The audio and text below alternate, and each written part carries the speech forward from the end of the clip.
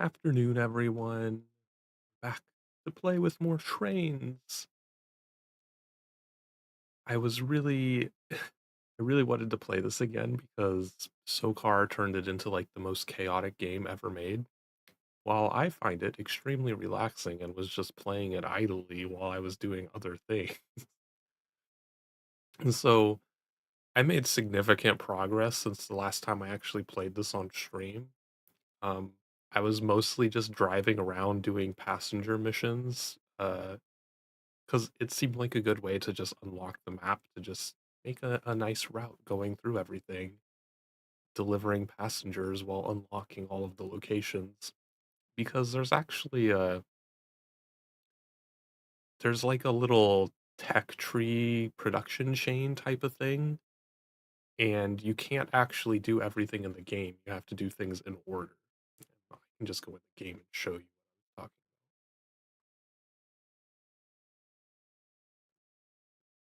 talking. So one of the things like, I'll give SOCAR credit, the game does not explain how to do passenger train missions at all, because, like, when you're doing cargo missions, you actually go to each one, and you have to hit square, and you have to accept contracts from this menu, but when you're doing passenger missions, you can still go into this menu, but you can't select them.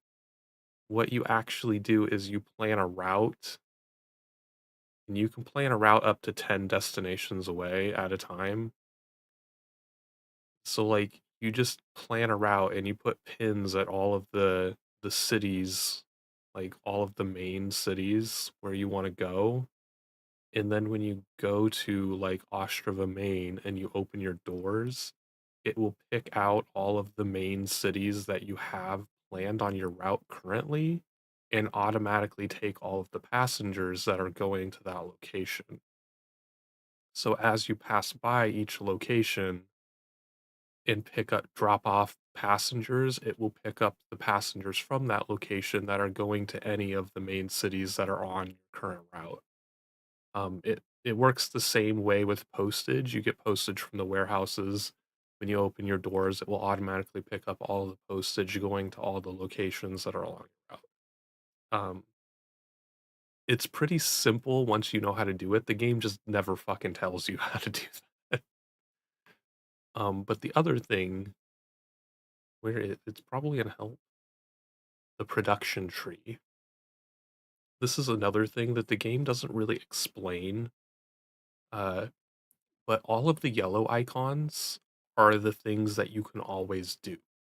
You go pick up things from the yellow icons, you take them to the blue icons.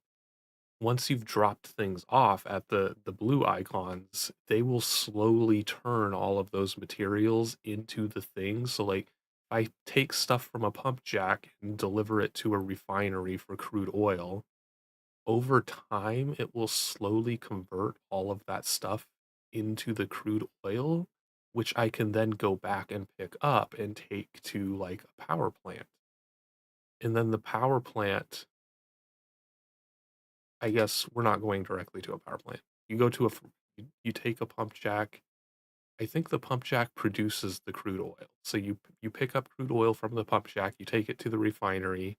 The refinery processes the crude oil into gasoline and heating oil over time. So you can't immediately pick stuff up from the refinery after dropping off. You have to go back later once it's actually been produced. And then you can take the gasoline to a warehouse or you can take the heating oil to a power plant. And it's just this chain of stuff. So earlier in the game, you need to be focusing on taking a lot of the yellow icons to the red icons so that it can be produced into stuff. So you have it, and then there's the whole thing like each city has like, I open that? I think it's just open station panel. Yeah, so each city up in the right there has a fucking level. I don't know what the levels do because I've not actually leveled up a city yet, but it gives you like 2 or 3 little objectives of how much of each thing you need to take to that city in order to level it up. Like, I don't know what exactly that does, what leveling up a city does, 'cause uh, there's just so many like weird little tech tree type things to do in this game other than just casually driving around in a train. But for now, I'm not doing any of that.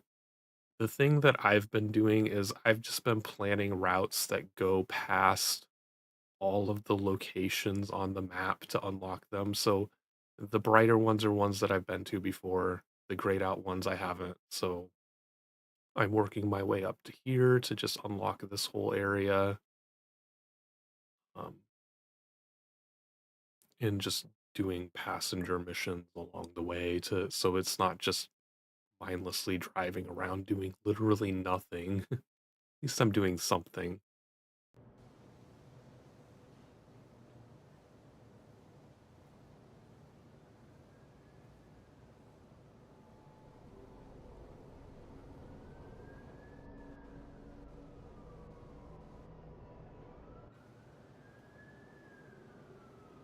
Why did I stop? Why did it just randomly stop? That was weird.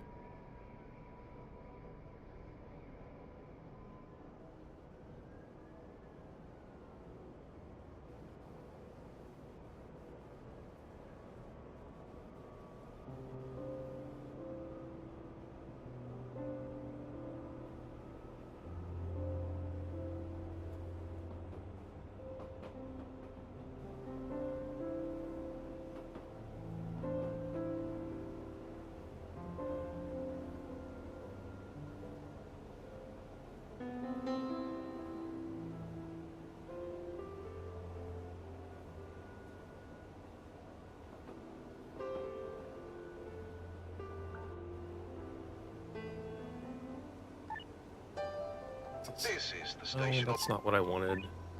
Hello, you've been given clearance. Proceed to it.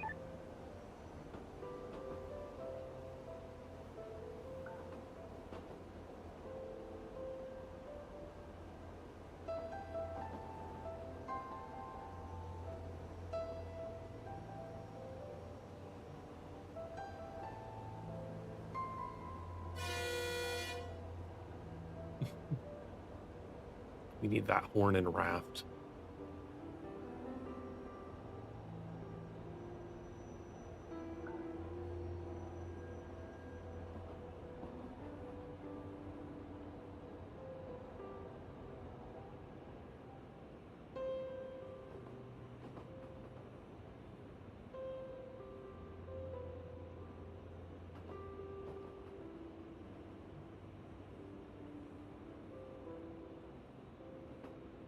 Oh yes, up in the corner you can see I accumulated 6 million euros while I was playing by myself.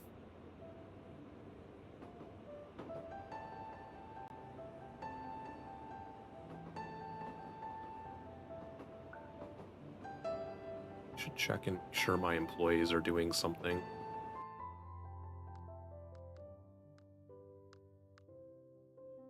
Okay. Because that's another thing you can do. I found out that that's a good way of getting your employees to help you out is having them constantly doing the yellow to red uh, missions to just get stuff into the processing facilities instead of you having to do it all the time.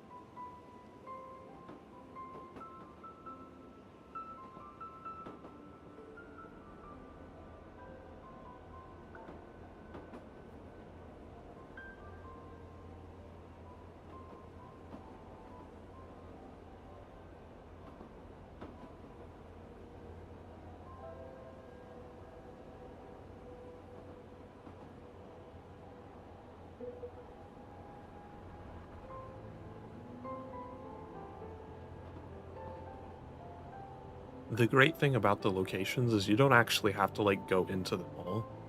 At some point as you're passing by a location, it will save the game. And at the point that it saves, that's when it unlocked the location for you.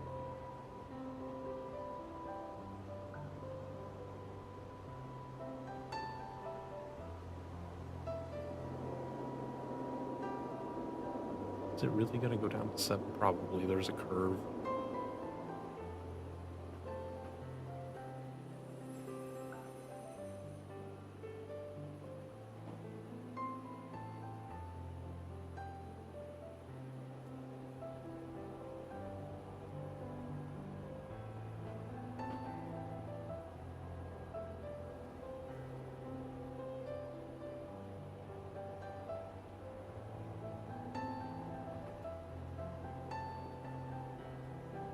Okay, see, we got the save notification on the left, so if I go into the map, this location's... Oh,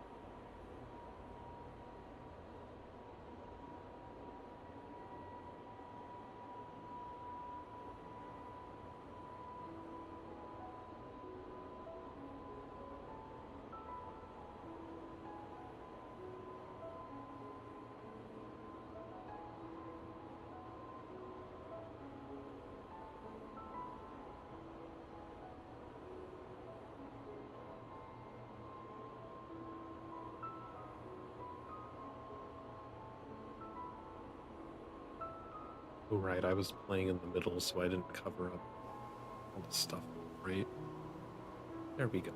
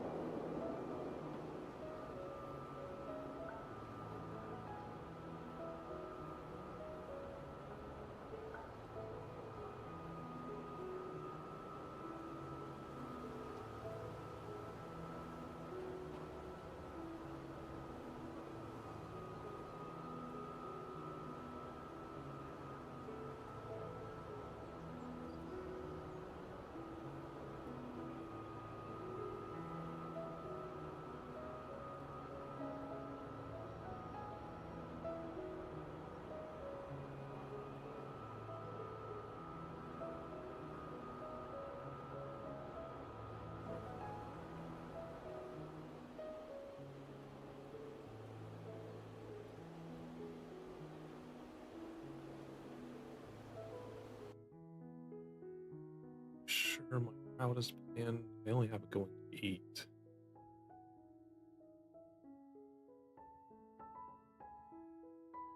They go down some next. Those two and swing this way.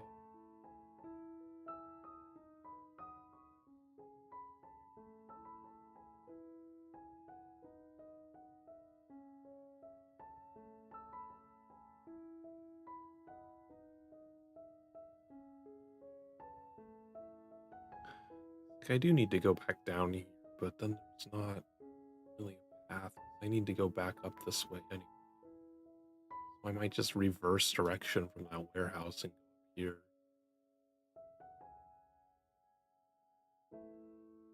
Doesn't make sense to go all the way around this way.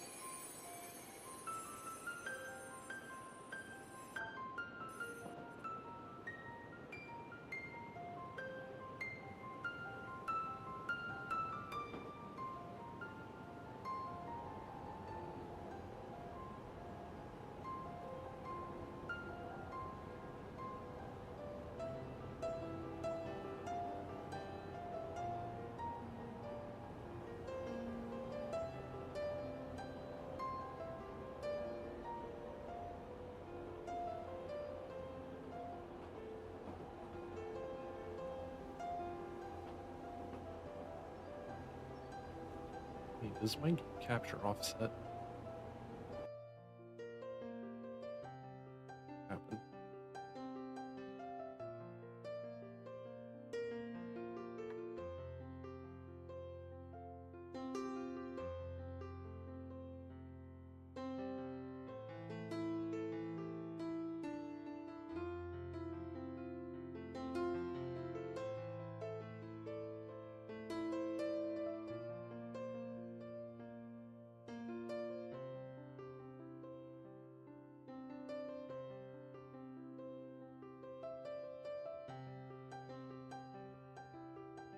There.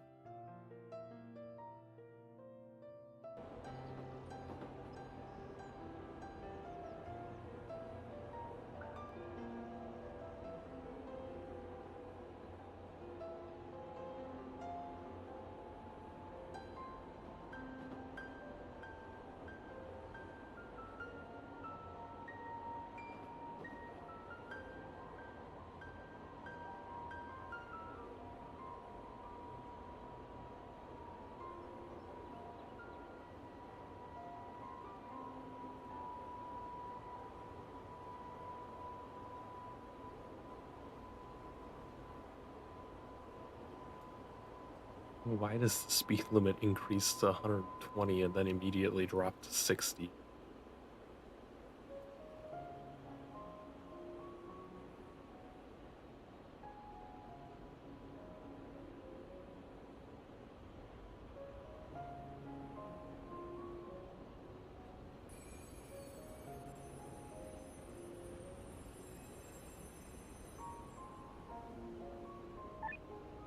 Station, we're prepared.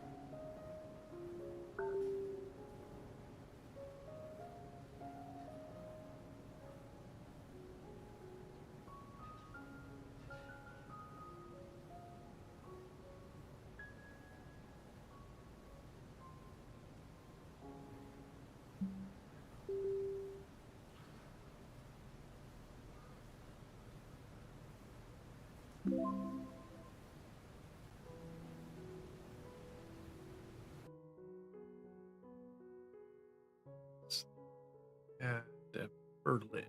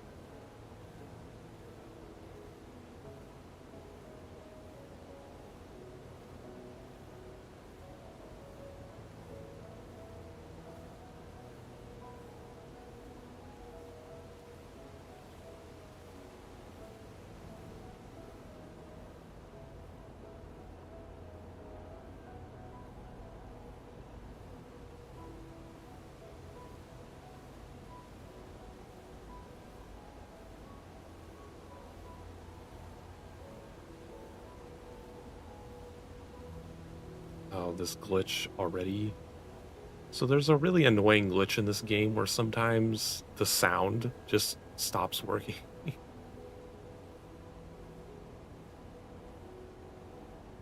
I don't know exactly how to fix it.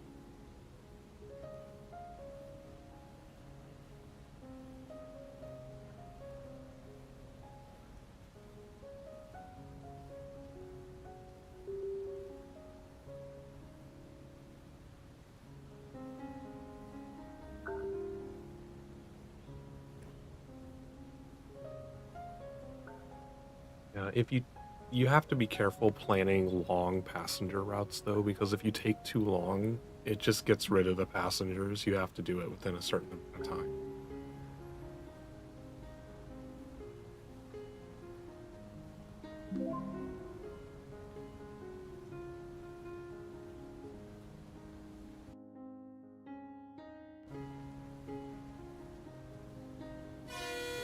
Okay, sounds bad.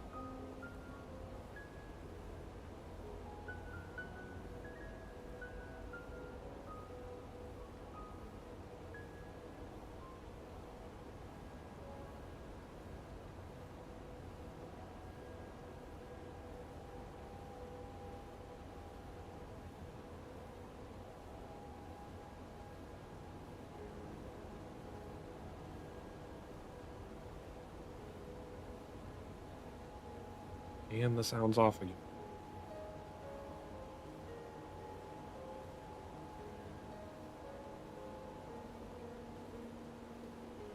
That lasted long.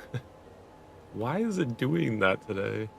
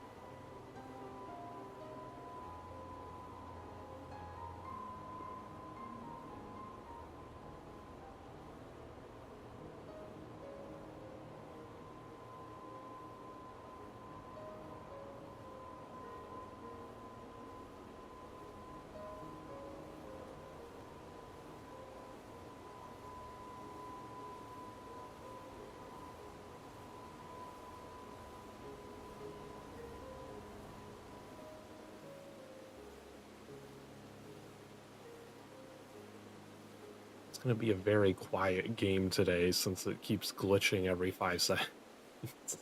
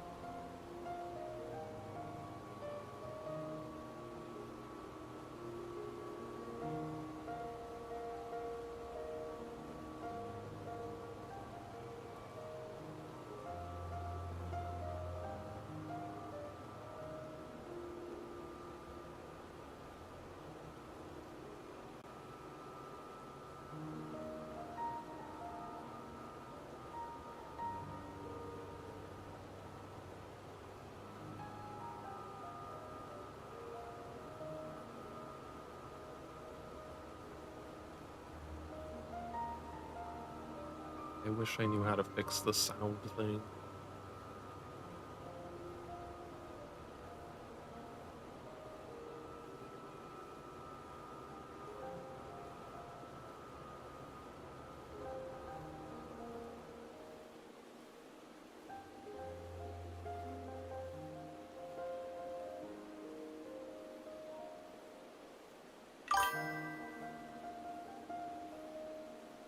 Hello.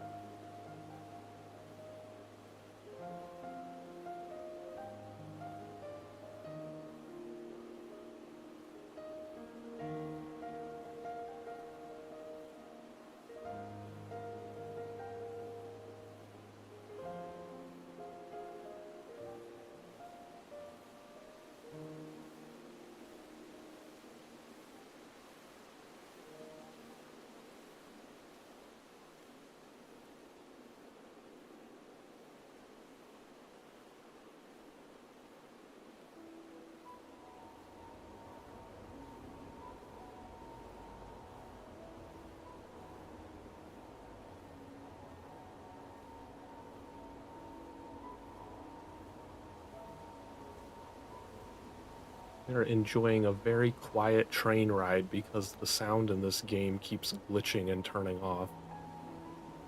So we're listening to the piano instead.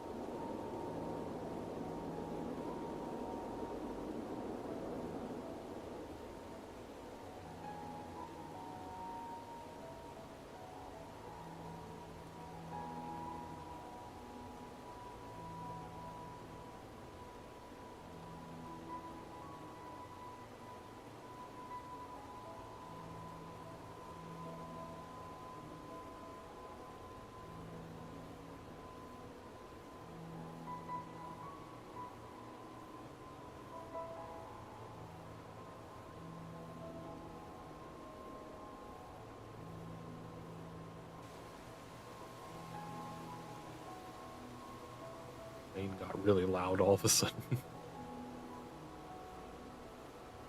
And they take people to Taco Bell. Maybe if there's a Taco Bell next to the station. I don't know if this game's that detailed. It just has like generic people.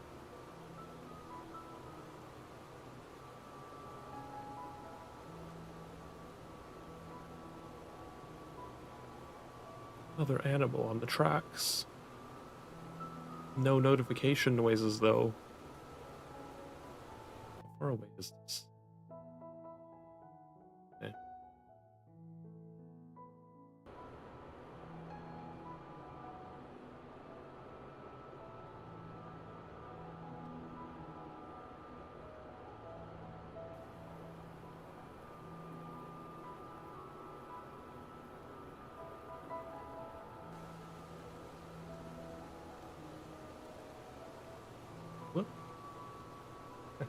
Am I paying attention?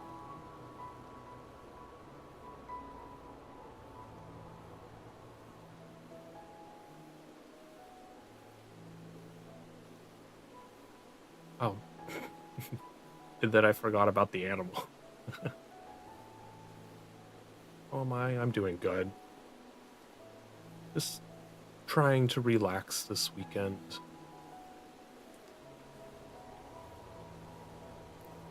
Hope you're doing well too.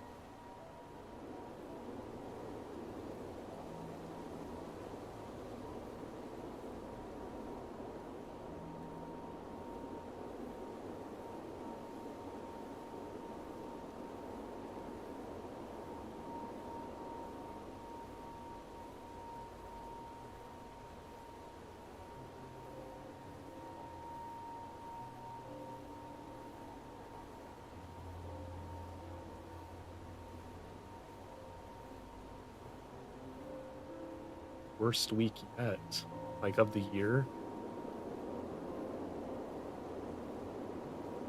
I've been trying to force myself to relax over the weekends because I was starting to get kind of stressed out. I was pushing myself a bit too hard, trying to do like 5 million things and not leaving myself any time to just do nothing.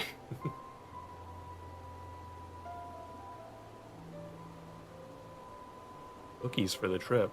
Are you going somewhere?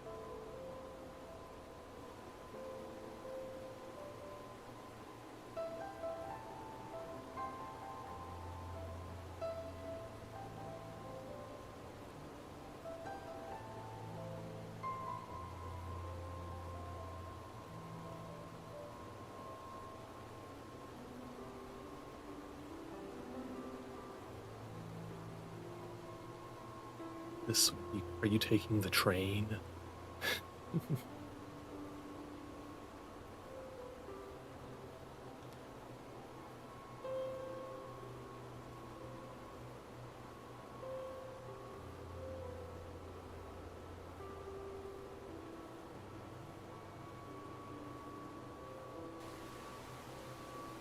Oh, the rain randomly got loud again.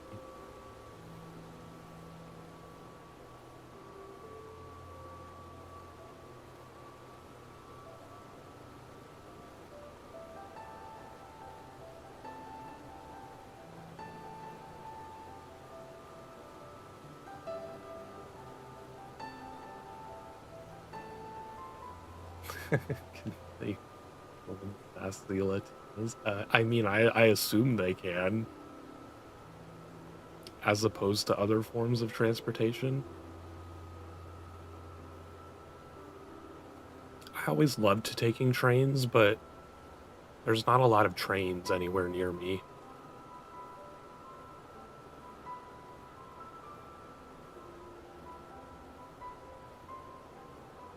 So unfortunately, I kind of get stuck either driving or taking a plane, and I don't really like being on planes that much.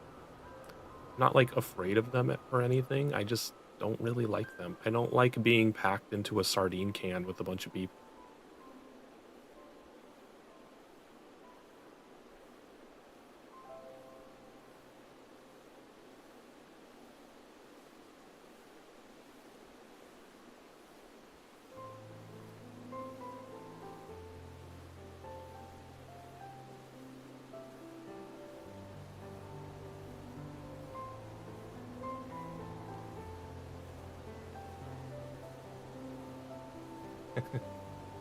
I've That's the thing is like I've been on planes like a bunch of times. Like I flew to Australia when I was younger, and that's like a 14-hour flight. Like I don't have any problem with being on a plane. I just don't like being on a plane. And if I have the choice of any other transportation option, plane is my last choice. Like, nah, I'll just drive. I know it takes like 5 times as long to drive places, but I'd prefer to just drive. I'm in the Midwest,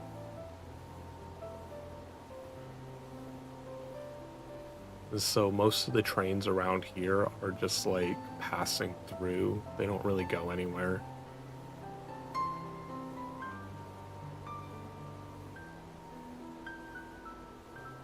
boat.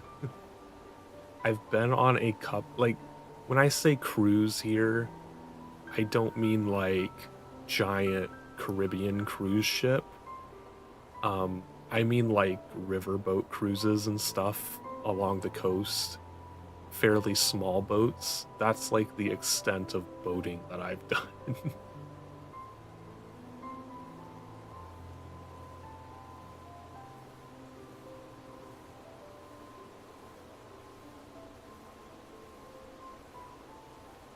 I don't know that I'd ever go on like a giant cruise ship.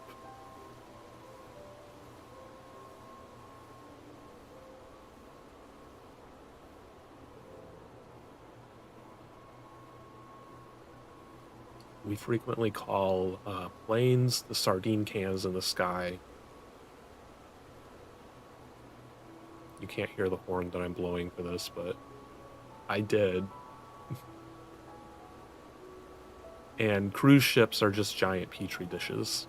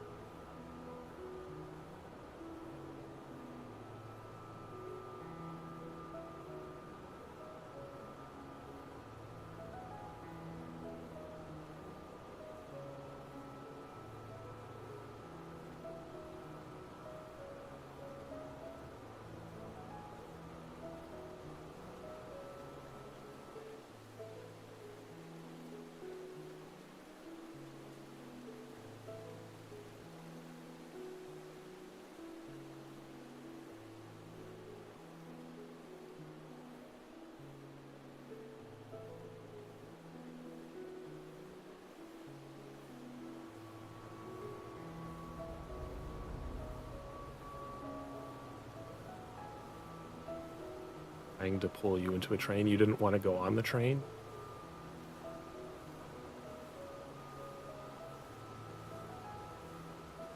What kind of train was it? Was it like an actual cross-country transportation train or like an intercity subway type train?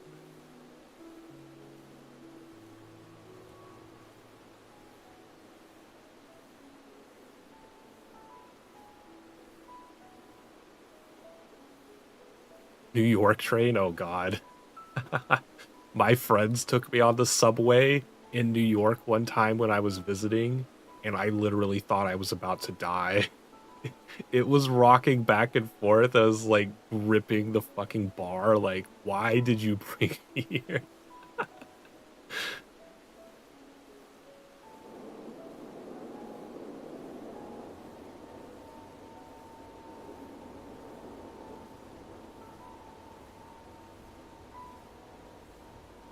But like when I was in Boston, I took the subway all the time. That train was nothing. Like it really depends on which train you get on.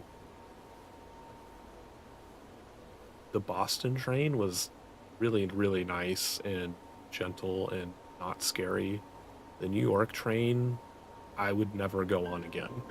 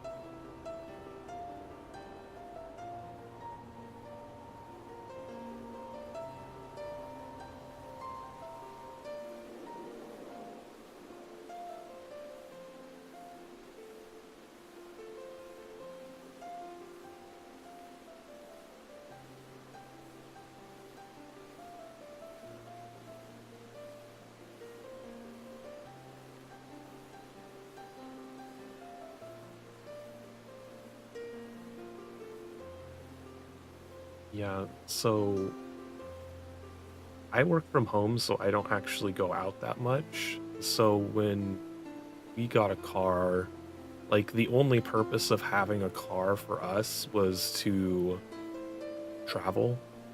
So we just got a Prius for the very good gas mileage, and it mostly just sits outside until we decide to go somewhere. Cause yeah, we prefer to just take a car everywhere.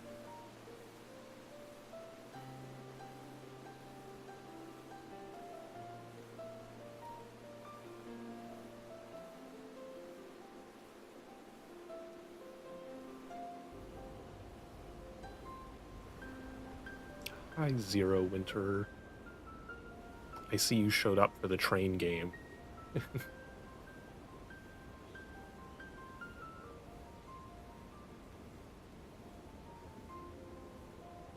A van? See, I would never drive a van. I've actually driven a van before, but I get anxiety while driving, so I can only really drive smaller vehicles. Anything larger than a car will just drive me insane and I'll probably crash. Long ago, I used to work security for like 6 months, and during the winter, they made me start driving around a utility van because it got too cold to drive a golf cart around. And I ended up making a turn too tight and scraped it against a pole and popped a tire. And it they made such a huge deal out of it, and I think I quit like 4 days later. I was like, nope, can't do this anymore. I give up. I don't want to.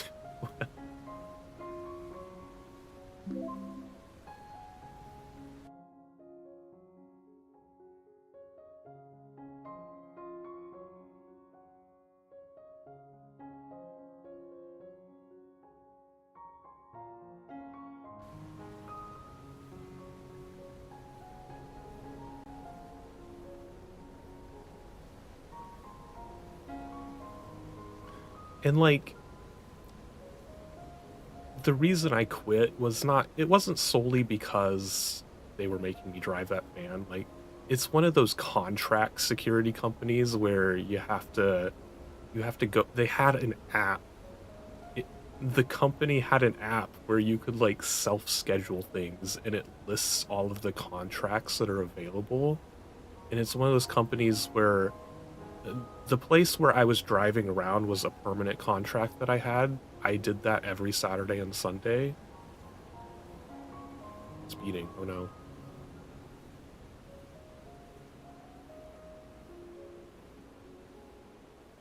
And you had to accept like at least 12 hours worth of contracts every week, and if you didn't meet your quota like 4 weeks in a row, you were automatically terminated.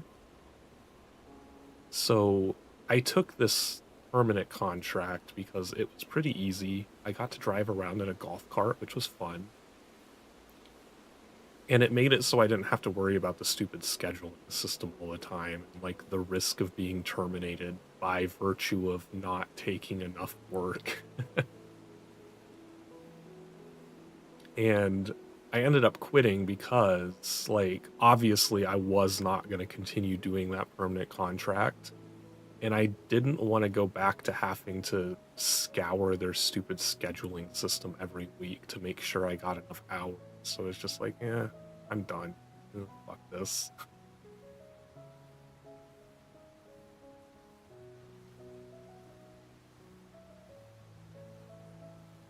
Just to drive a six-wheel dump truck, that would never happen for me.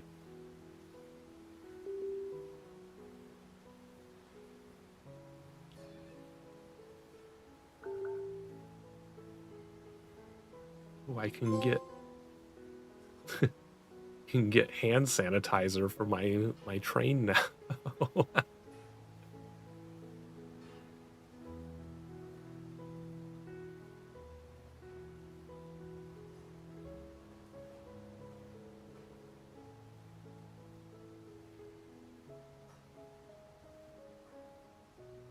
But I think the most annoying thing about the van that they had us driving was it was a utility van, so it didn't have windows.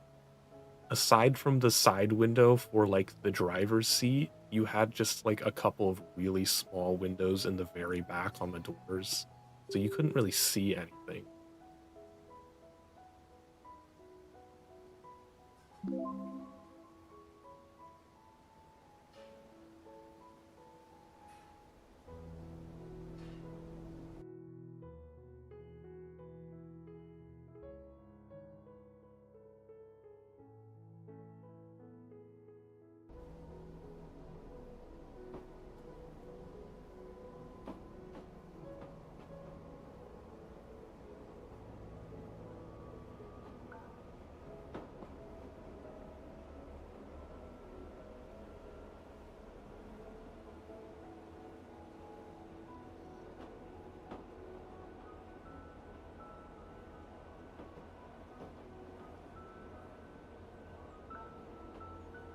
Catfish was growling.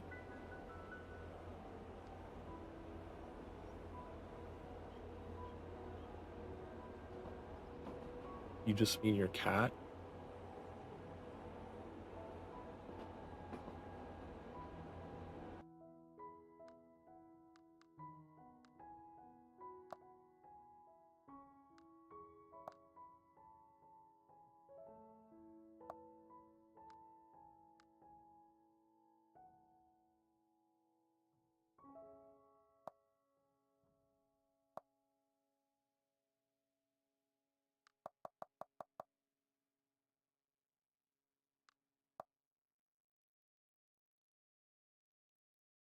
What do I not have? Oh, that's a destination. Hmm.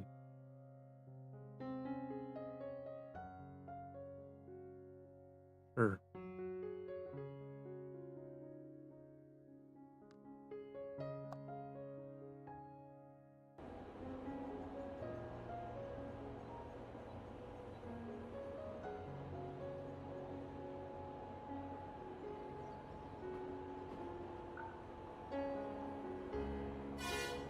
Oh, yay. The horn works again.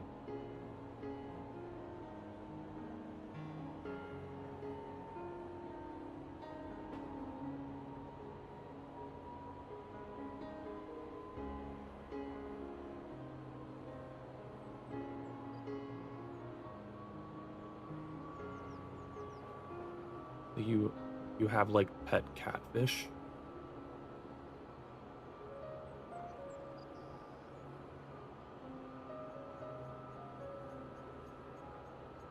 I've never heard of pet catfish before. Don't those get rather large?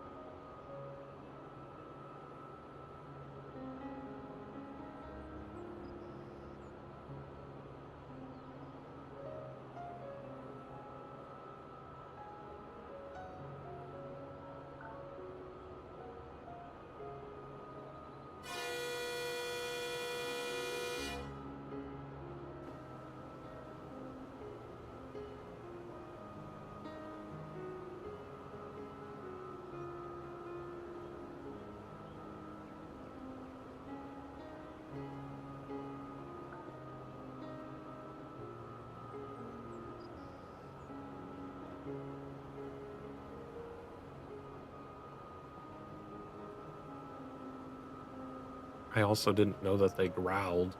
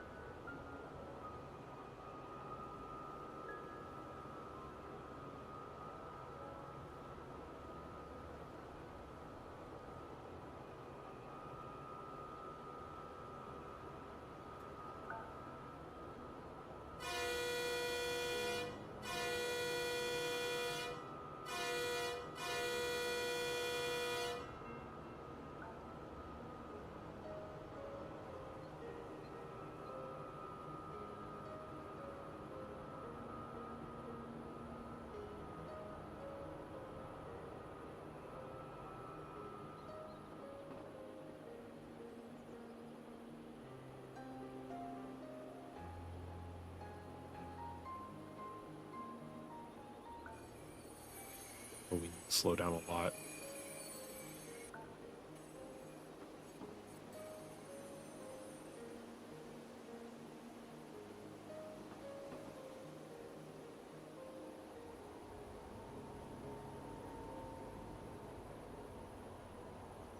'Cause I'll ask for attention.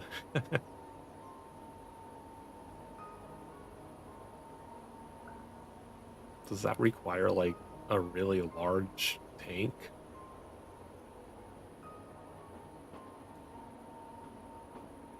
Trying to imagine how large of a tank that would require.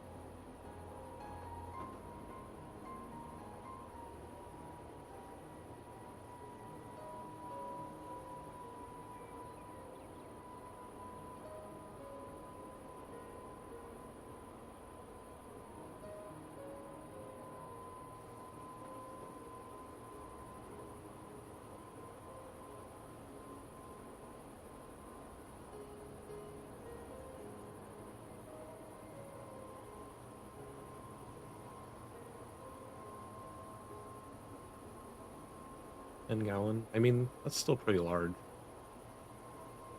but not as large as I was thinking.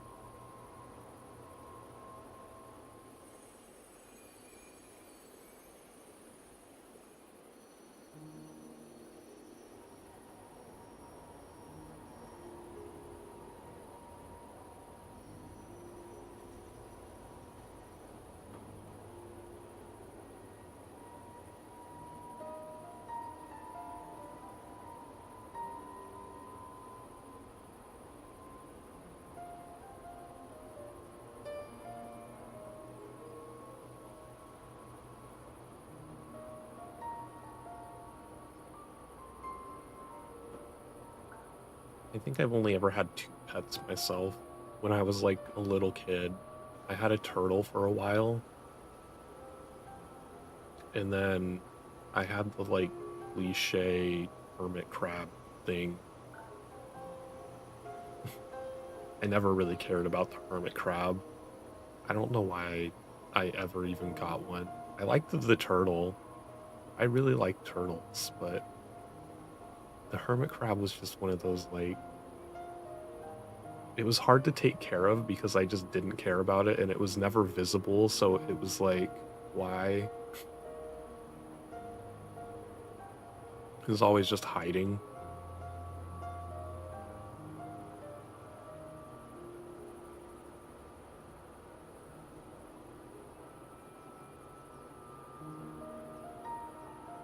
Had your chat neighbor. Haha, that's great.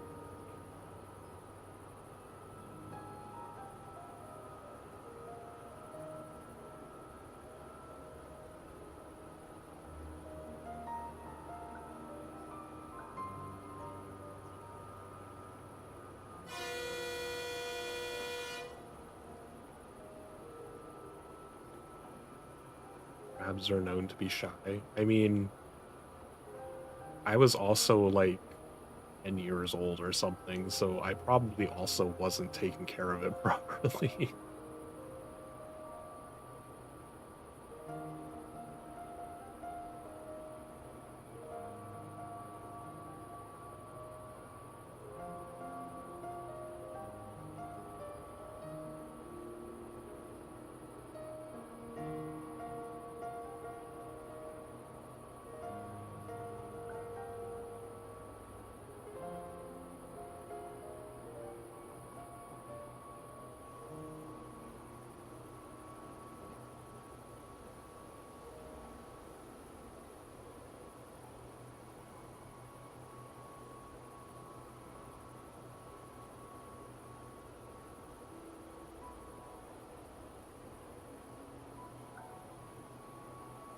She puts her food on her head.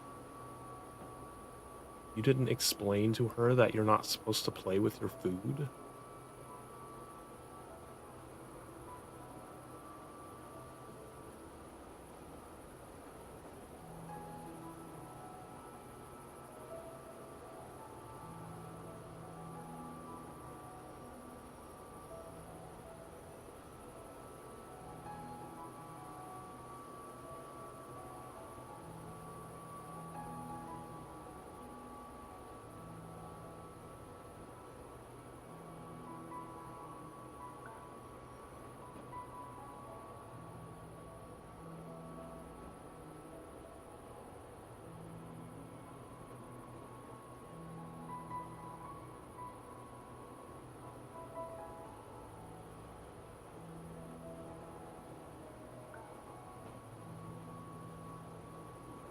Why is this one double red?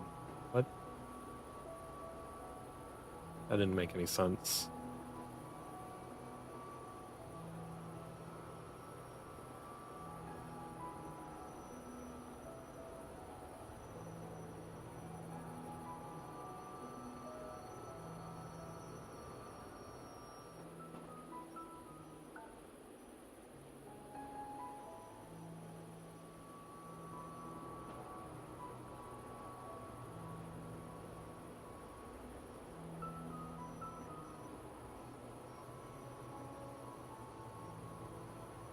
We're gonna take a short detour at this turn and go to this coal mine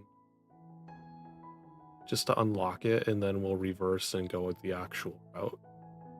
There's not really a great path to get that.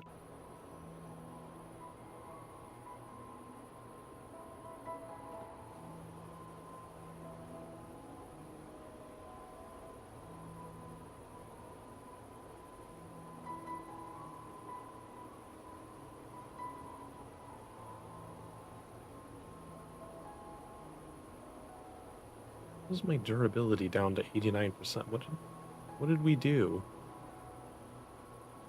How did I lose 10%?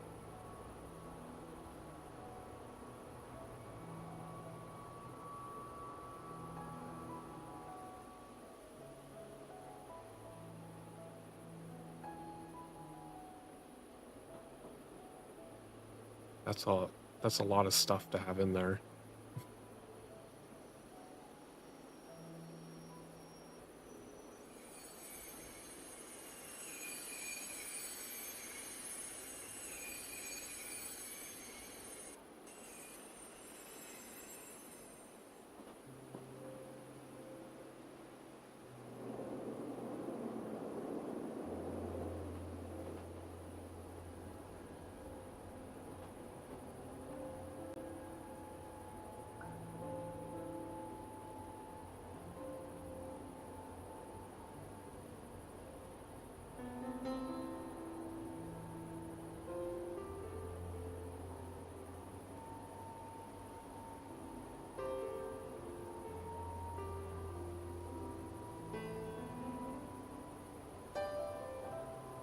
I don't currently have any pets myself. There are like some pets that I would consider getting, but getting a pet just isn't really a high priority right now.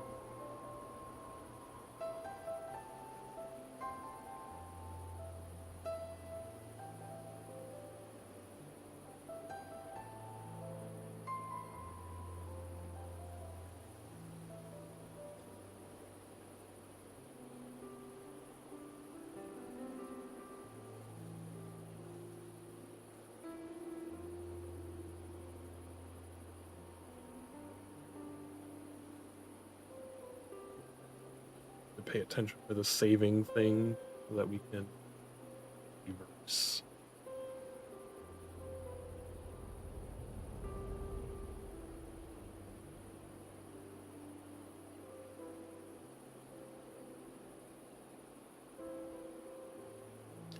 Go.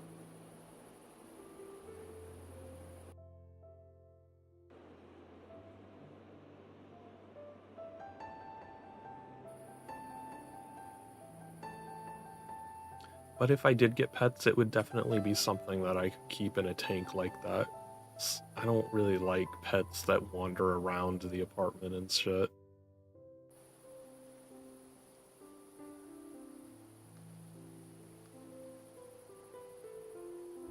I have too many expensive things around my place that I don't want to get destroyed by a pet.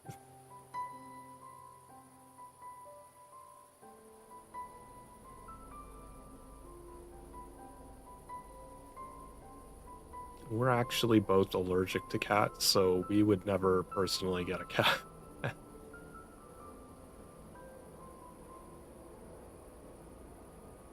I can be a cat though.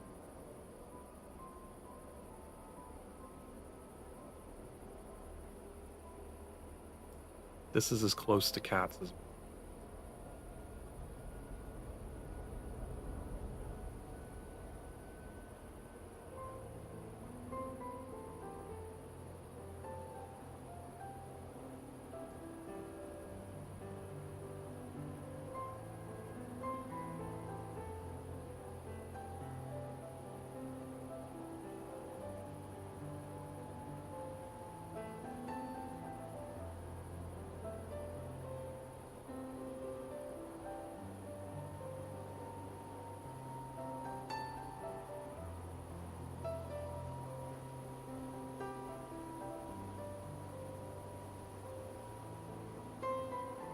if I got a pet, I would probably want to get a small turtle again, or maybe a lizard. But I'm a, I'm under the impression from other things that lizards are kind of high maintenance.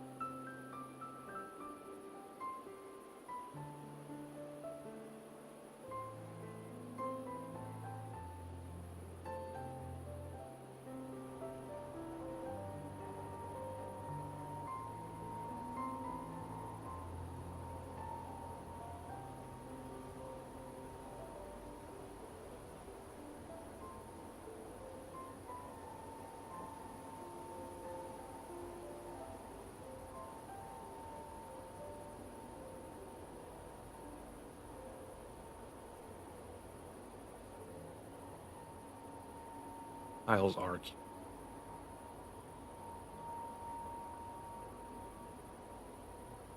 Remember when I was in Australia, when we were in the outback, you would frequently wake up and there would be like geckos stuck to the ceiling above your bed.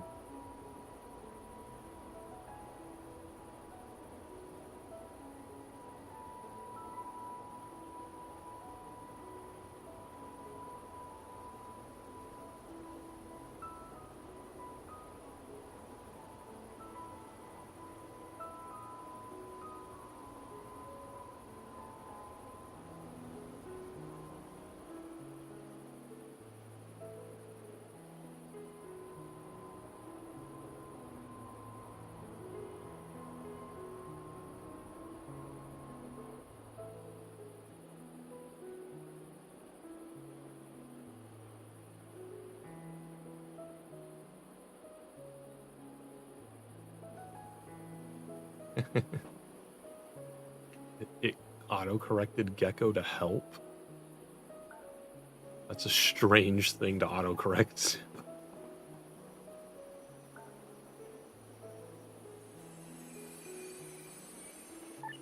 Station, you're clear.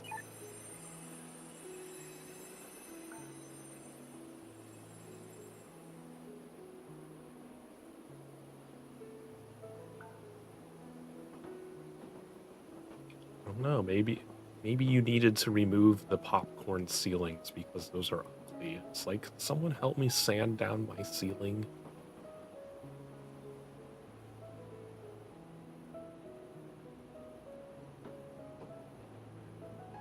Super glued to the ceiling. That's the more chaotic one, sure.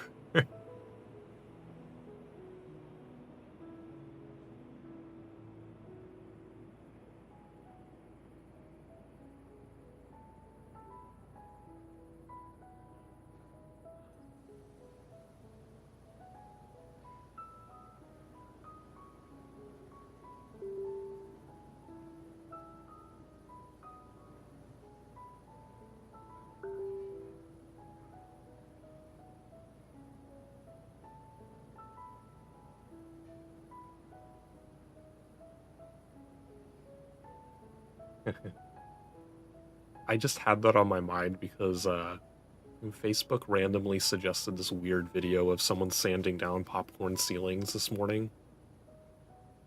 And it's like, I wish I could get that sander and take it to like my entire apartment, because the complex we live at, they don't just popcorn the ceilings.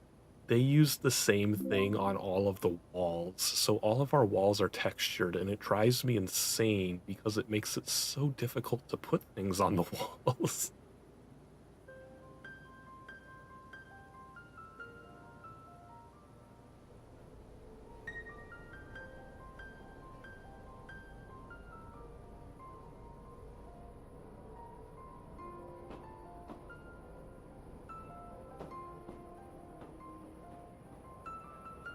No, like, we live in an apartment complex, and their like style for the apartments is they textured all of the walls and the ceiling.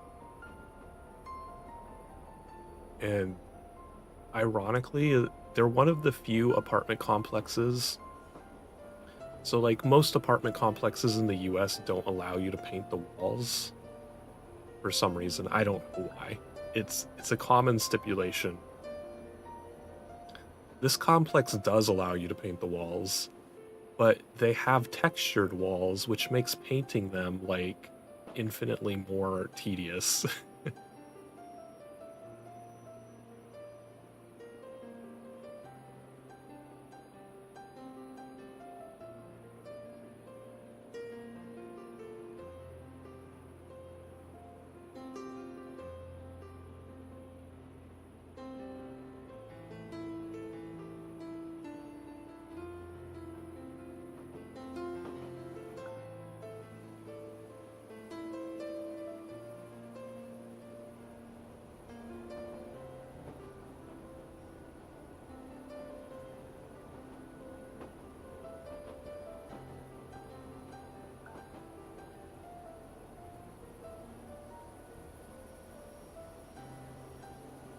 Secret dog. No, I don't have a dog.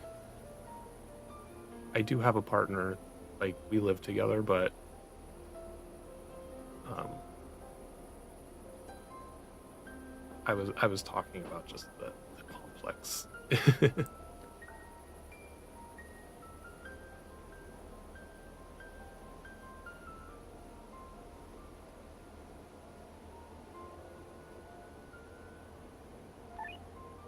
Hello, you've been given clearance. Proceed to...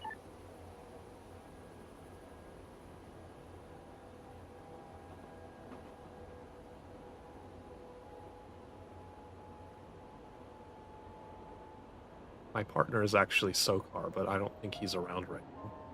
He streams as well.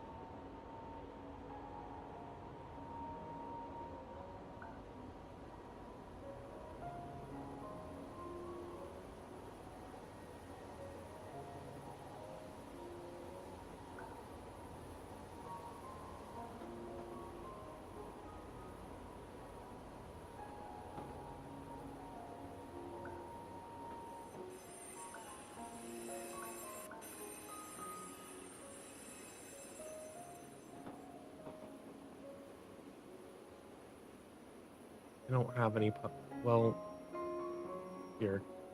How about this?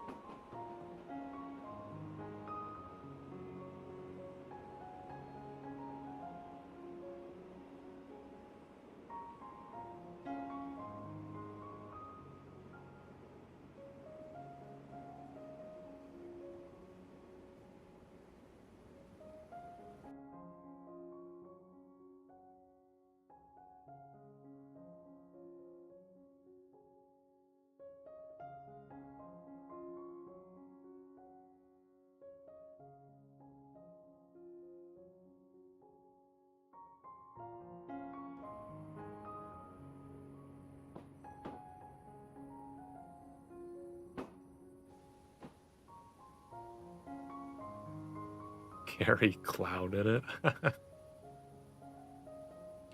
You don't like clowns.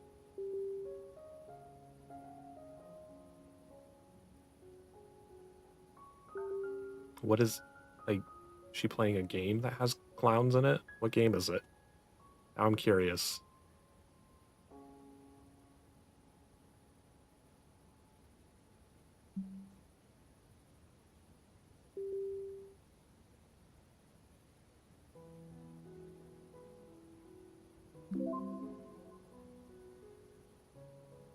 Oh, the It movie. So she's doing like a watch along of It.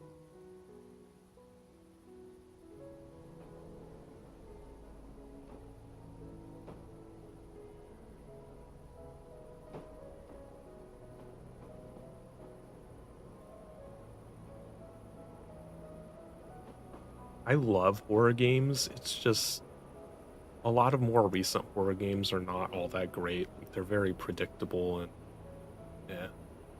Like when I first got a PlayStation 3 back in 2010 or something, the first game I bought for it was Saw the video game. That's a horror game.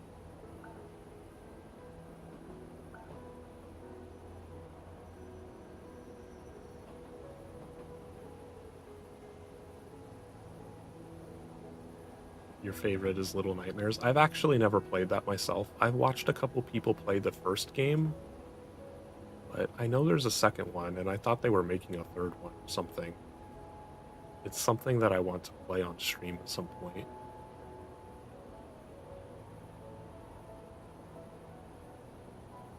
The horror genre is something I still haven't gotten around to getting into on stream yet, for some reason.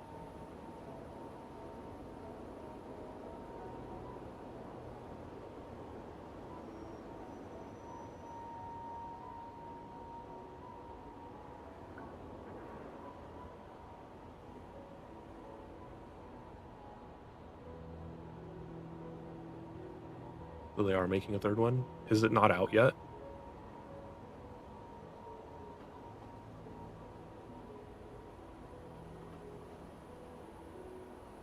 Uh,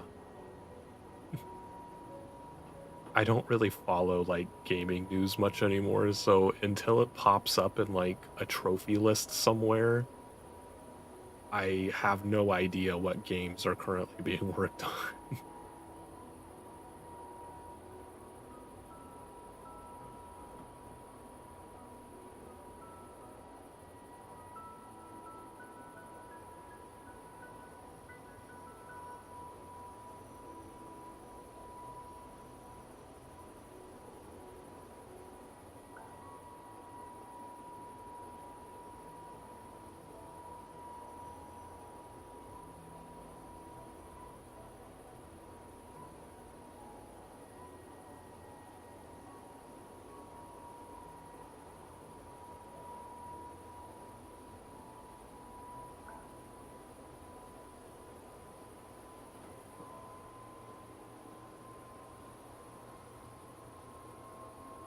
Do they have a release date for that yet? Or is it still like a vague coming in this year?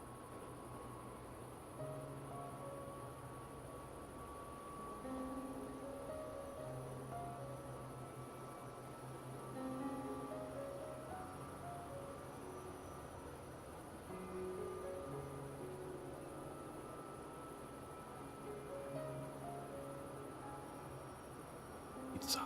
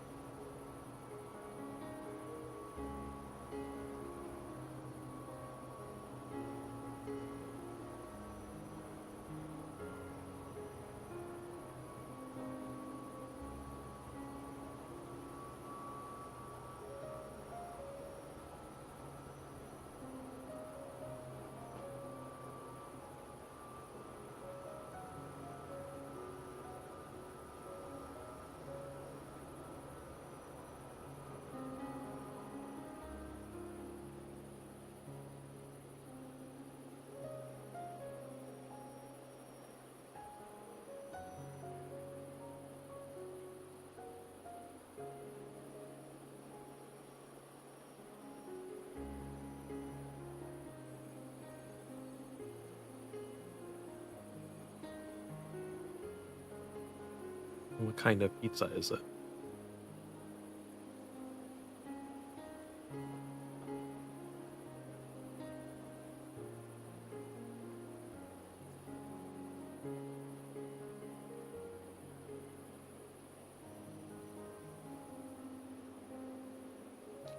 I haven't had pizza in a while. I have celiac, so I can only eat gluten free, and there's not a lot of places that make gluten free pizza that's actually like affordable. And I don't know, I don't care about pizza enough to go pay like $20 for a gluten-free pizza that is fairly small.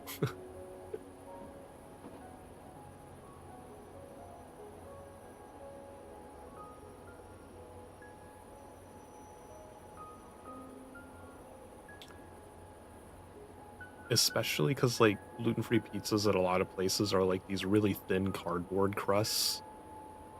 And you almost would rather just ask them, it's like, instead of paying like $10 for a gluten-free crust, can you just dump all of the toppings into a bowl for me and charge me the normal non-gluten-free price?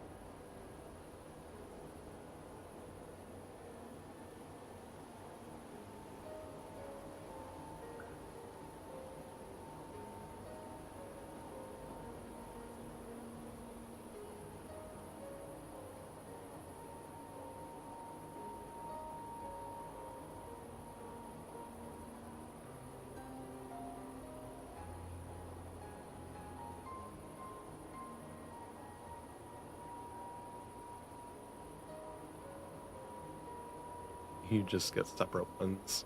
We do that sometimes. It depends on where we go. Like, we sometimes go to Chipotle and I'll get like a rice bowl and he'll get like a burrito.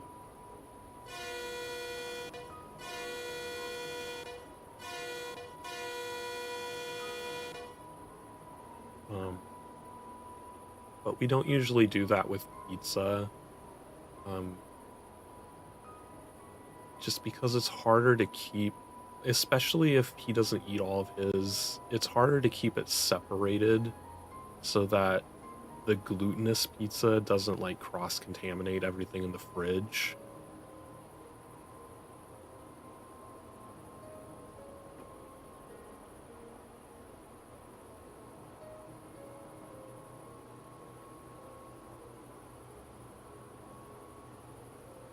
But overall, we don't actually eat out all that often because it's hard to find places that I can actually eat at. I remember when I first found out I had celiac like a while ago, most restaurants didn't have any concept of a gluten-free menu. So if you would ask for something gluten-free, they would be like, "Well, we have salads."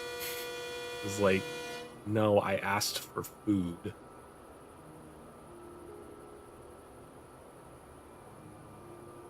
So I basically just learned how to cook at home because that was like the only option I had back then.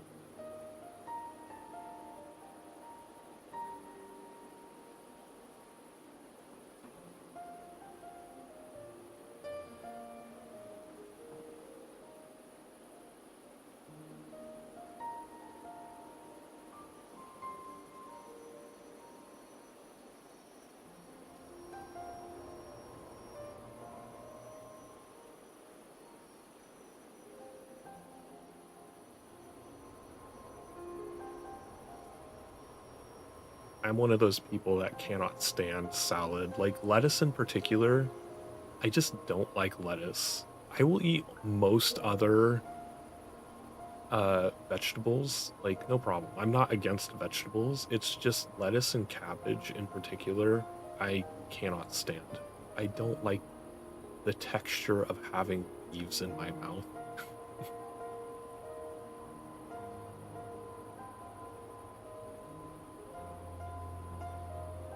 I'm the same way with cilantro. Like there's the whole thing like some people think cilantro tastes like soap. I don't like cilantro just because it's like you get a piece of cilantro stuck on your tongue and it's just so awkward having like a leaf glued to your tongue. Like, no, no, this is gross. I don't like cilantro just because it's a leaf, not because of the taste.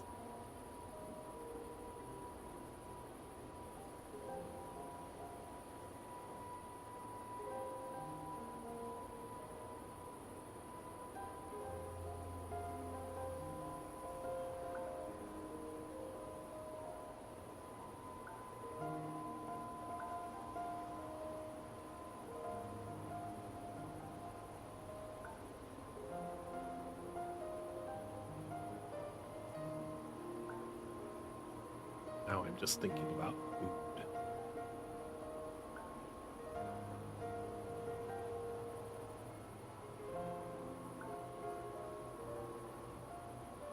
Get salads for the croutons. You just eat the croutons off the top and then like don't eat all of the salad.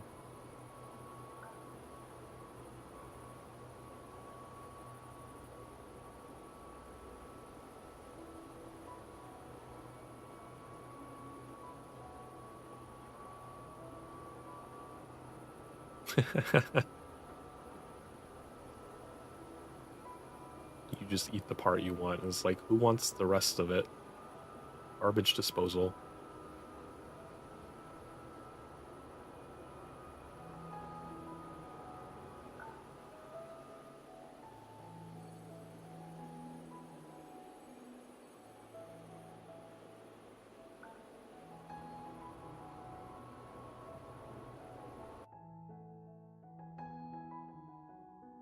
And pay attention. Are my employees doing stuff?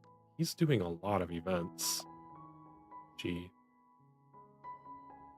Did I have her going like across the entire map or something?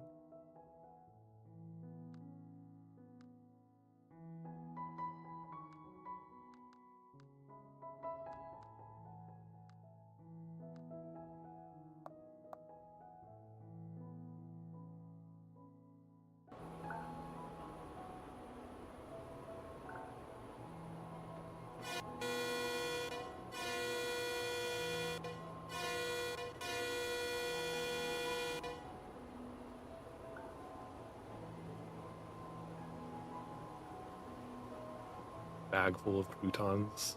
I mean, if you like eating croutons that much, just you can go to the store and just buy a bag of them. Nothing wrong with that.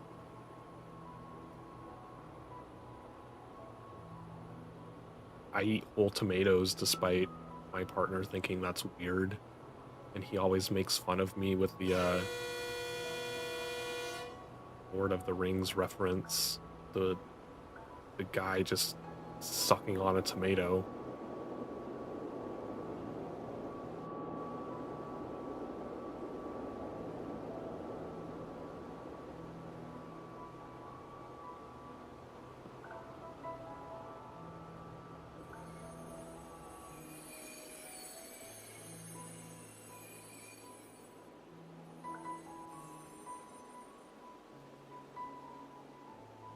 Last incident?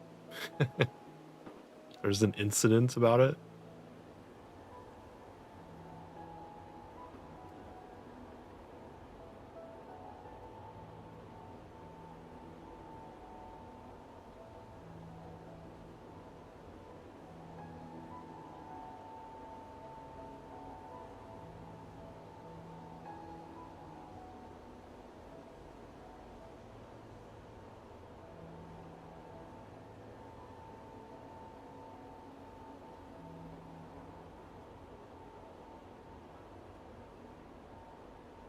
Oh, so you went to the bulk store.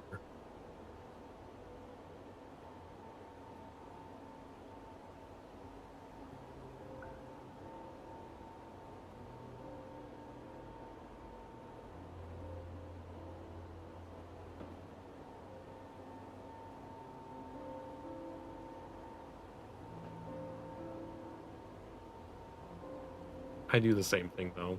I usually buy things in bulk.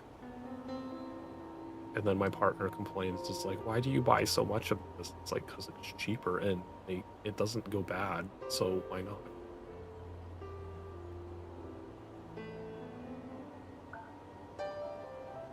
Speeding? How did I get up to 85?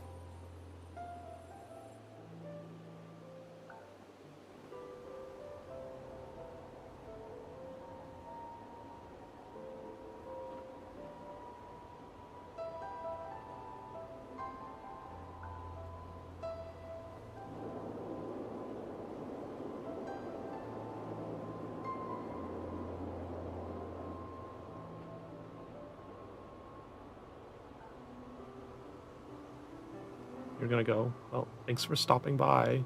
I'll be here for a while longer. Casually driving trains.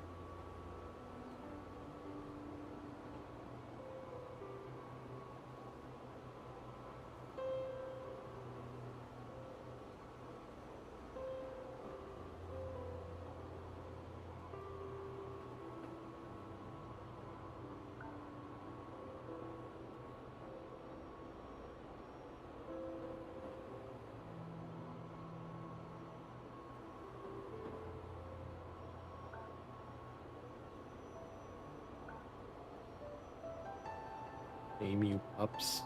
I mean, if you want a nickname for me, my pet name is Midnight.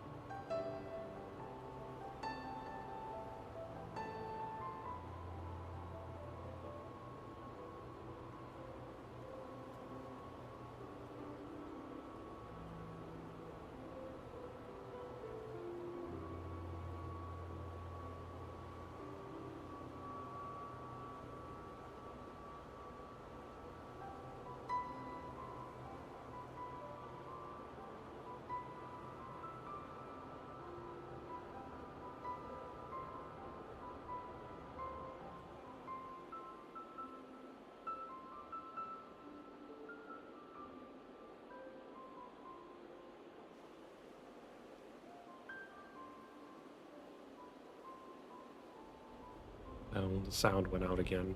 Great.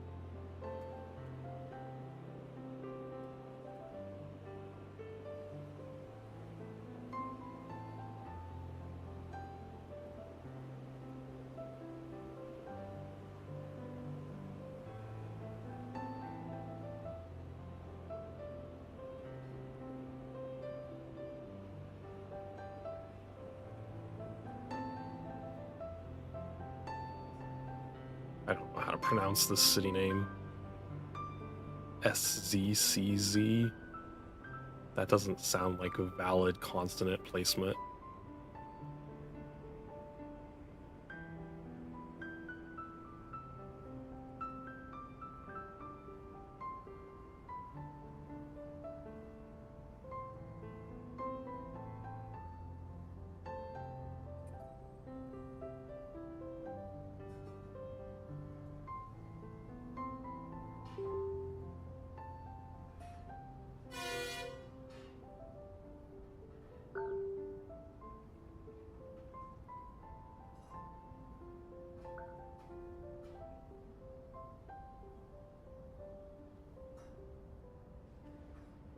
So, Car, finally come to get tips on how to play the game properly.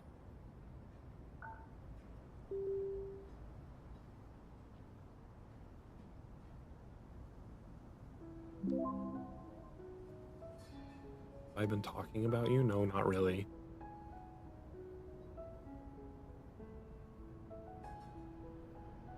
Do you think my stream only exists to talk about you? Your ego? Everything revolves around Sokar?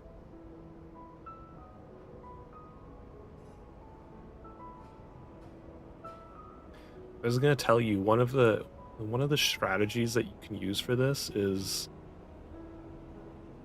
as soon as you pass a point where the thing is a left or a right, if there's another one nearby, you can change it immediately. Like as soon as you pass the point of choosing that one, you can choose the next one.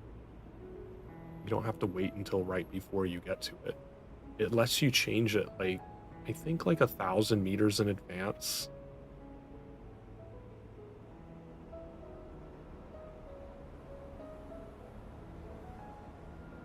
Oh, need to update the map. Going next this way.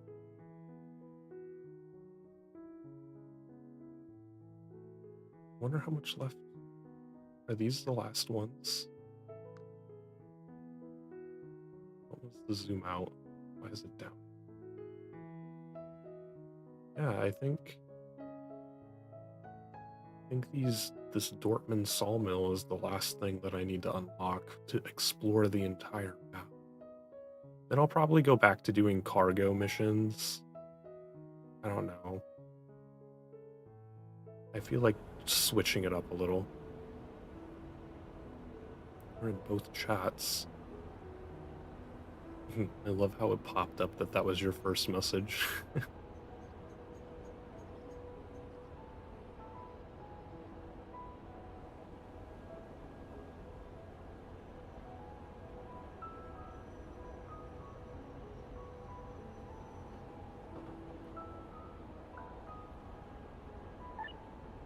Station operator here. You've been given clearance. Proceed.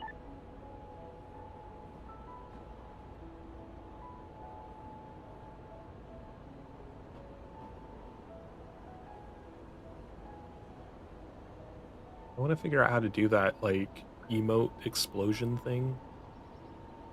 Except I don't want it to do, like, emotes across the entire screen. I'll probably modify it so, like, the emotes pop out of the chat box or something.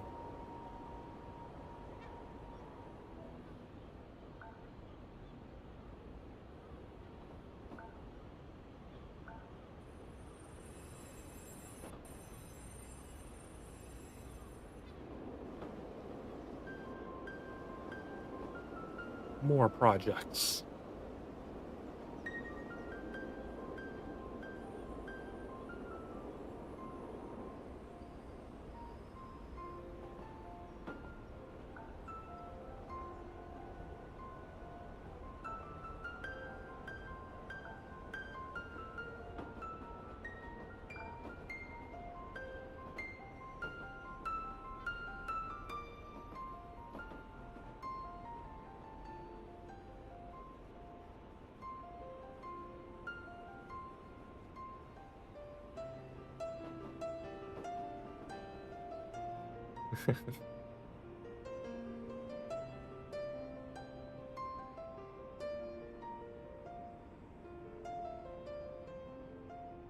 I mean, not all of my projects assist you. Like, all of the work that I did on getting YouTube and Twitch chat to work simultaneously isn't really going to do much for you since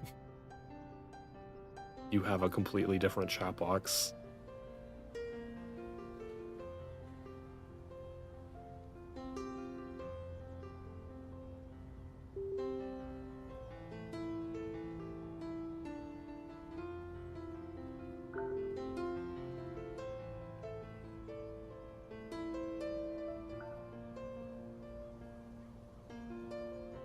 Equally responsive. Yeah, the Twitch chat box, I just used the Stream Elements chat overlay.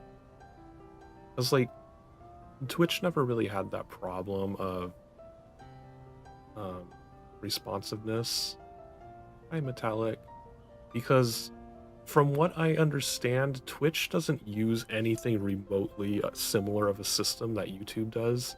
YouTube has a completely custom chat system, and you can't really subscribe to it. All you can do for getting YouTube messages into a chat overlay is like just repeatedly ping their API, and you can only do that so often before you start getting rate limited. So the strategy most systems use is just like checking every like 10 to 30 seconds for new chat messages and popping them in all at once, which adds a lot of delay. But my understanding of what Twitch does is they actually use IRC for their chat, which allows a lot more flexibility in subscribing to chat events and stuff. So you can get chat pretty near instantly without much issue.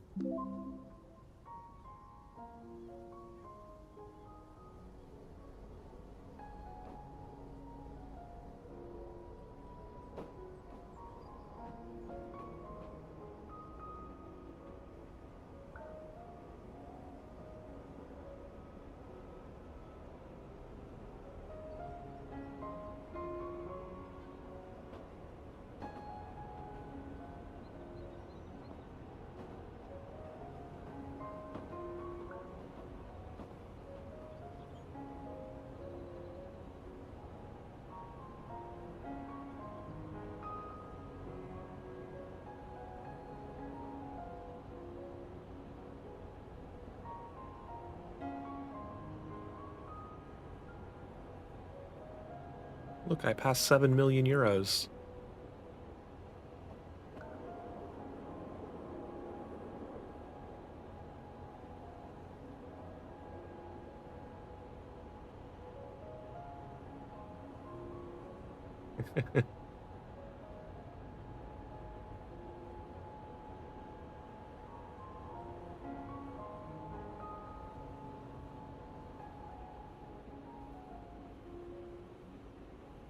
So see how in the bottom left it says cannot proceed?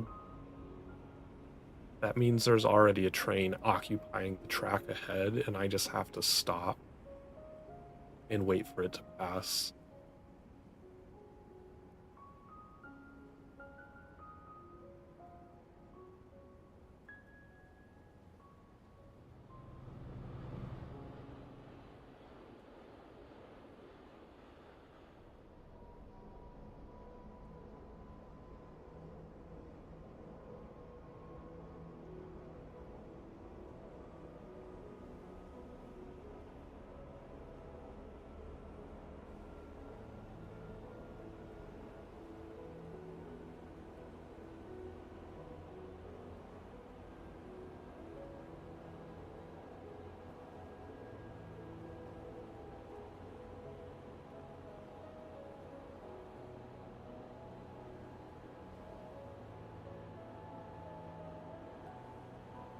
Making you rethink how to play Transport Fever 2.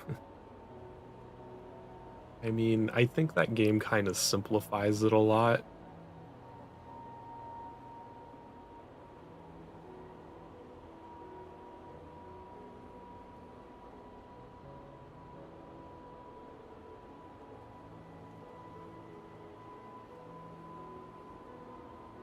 I do want to play that on stream at some point.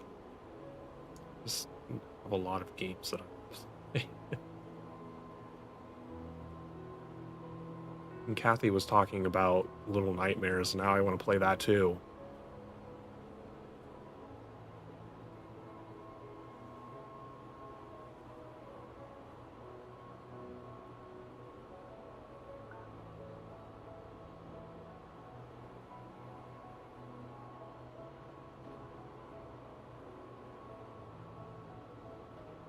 Oh, with the switches, yeah. You want a lot of switches. Basically, you don't need switches along straight tracks, but basically anytime you ever have a crossover, you want to have switches on both sides of those because those are the points where trains can switch to the other side to get out of the way of other trains.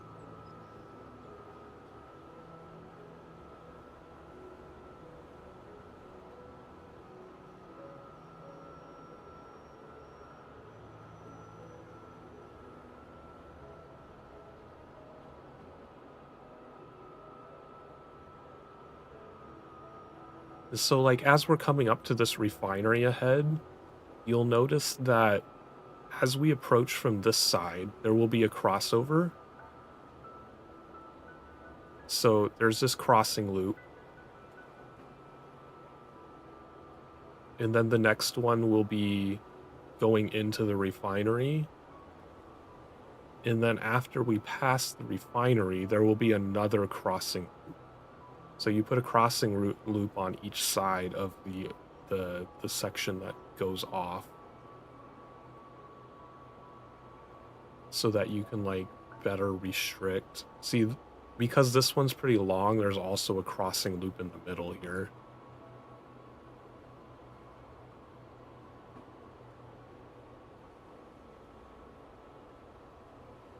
But not all of them do that.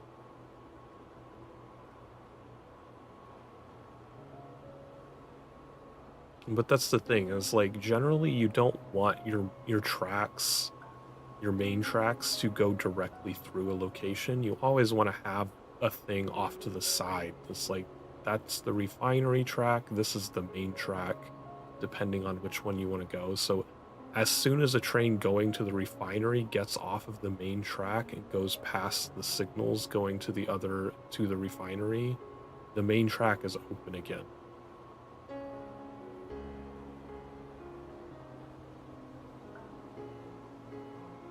and here's the crossing loop for exiting.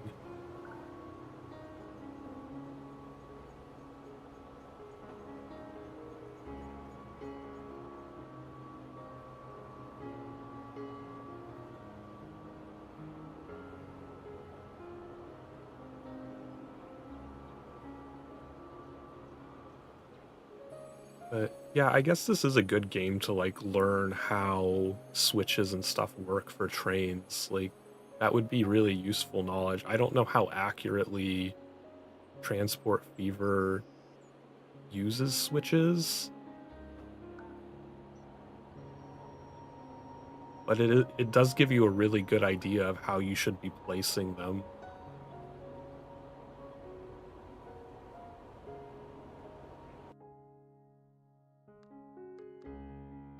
Wait, both of them are inactive? God damn it. Where are you? Iron? Anything else nearby?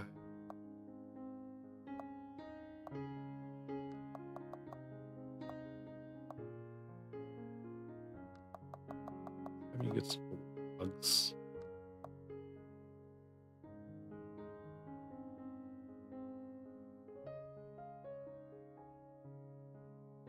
Another thing to pay attention to when you're using workers is there's this line down at the bottom for task counts for city level.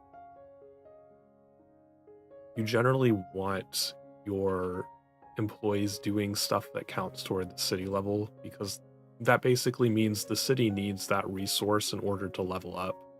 Whereas if you sent them somewhere else, that city might not need that resource. So, like, all you're getting is just money. That's it.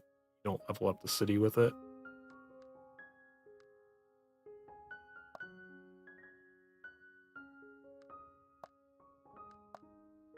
He has skills. Assign perk points.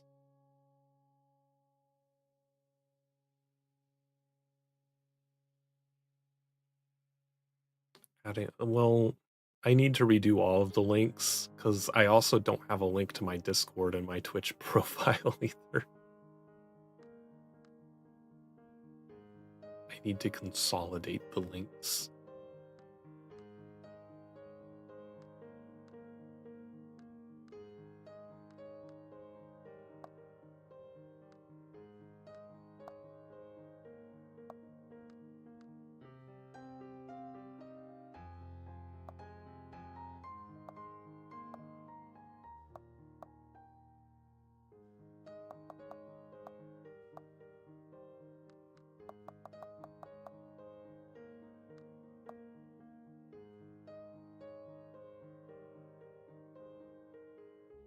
That. Is there grain nearby? I don't want him to drive all across the map just to pick up a resource.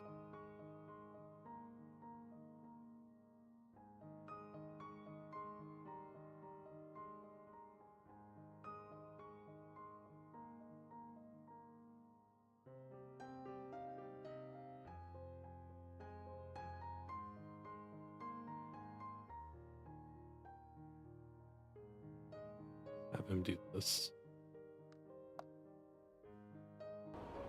Can I hire more people?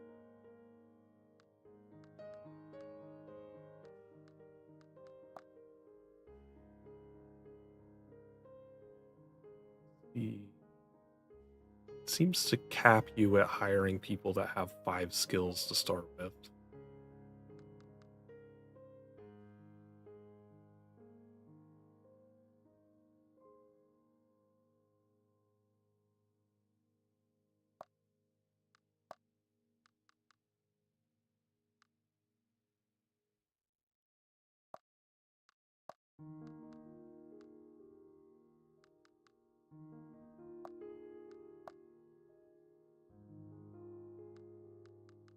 Can I have more? You can have up to 8 employees? Okay, well, let's get the other 5 skiller.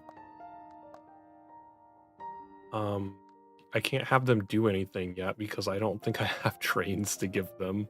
I probably should have thought about that before I hired a bunch of people.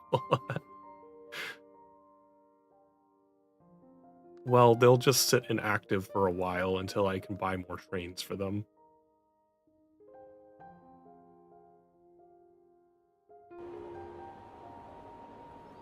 'cause I'm not anywhere near a service station right now.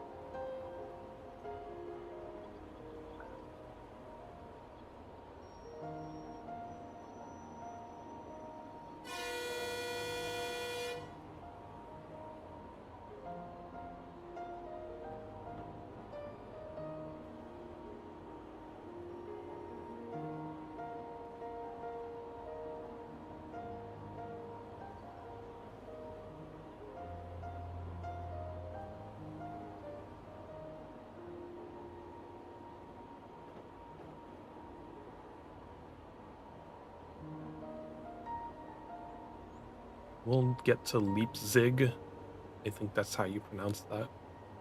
And then we'll take a short break because I kind of need something to eat.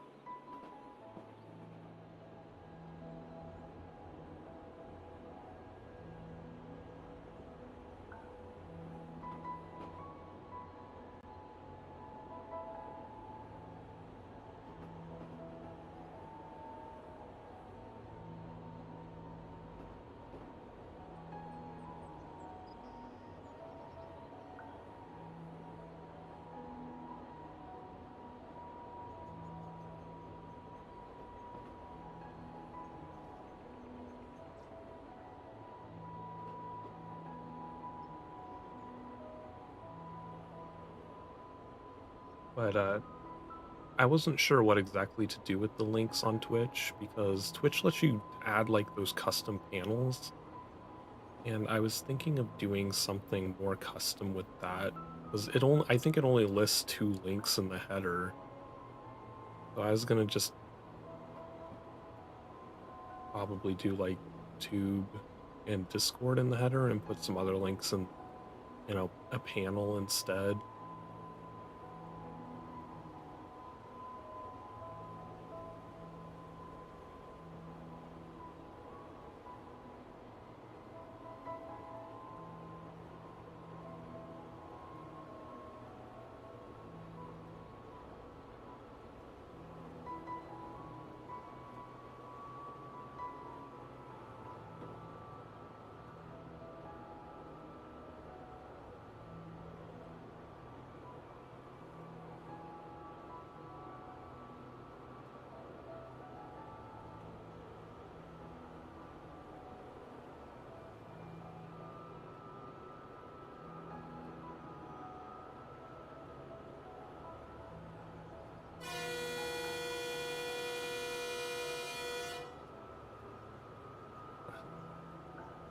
That animal was nowhere even remotely close to the tracks. I don't know why I needed a notification for that.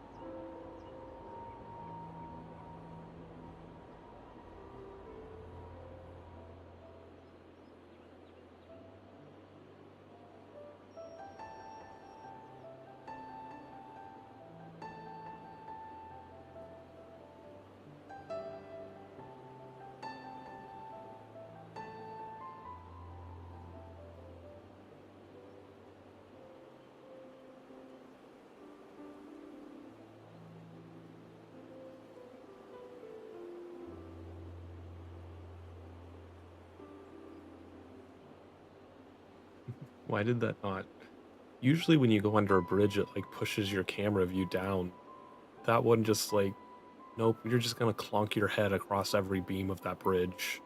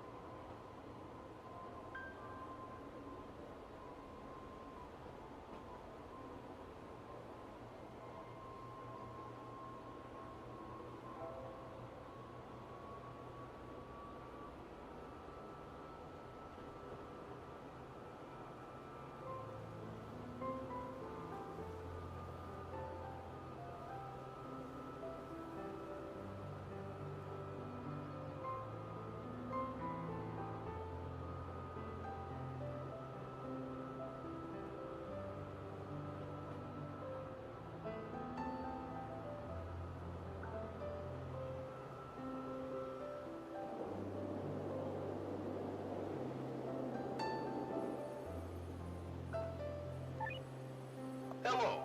You've been given clearance. Proceed.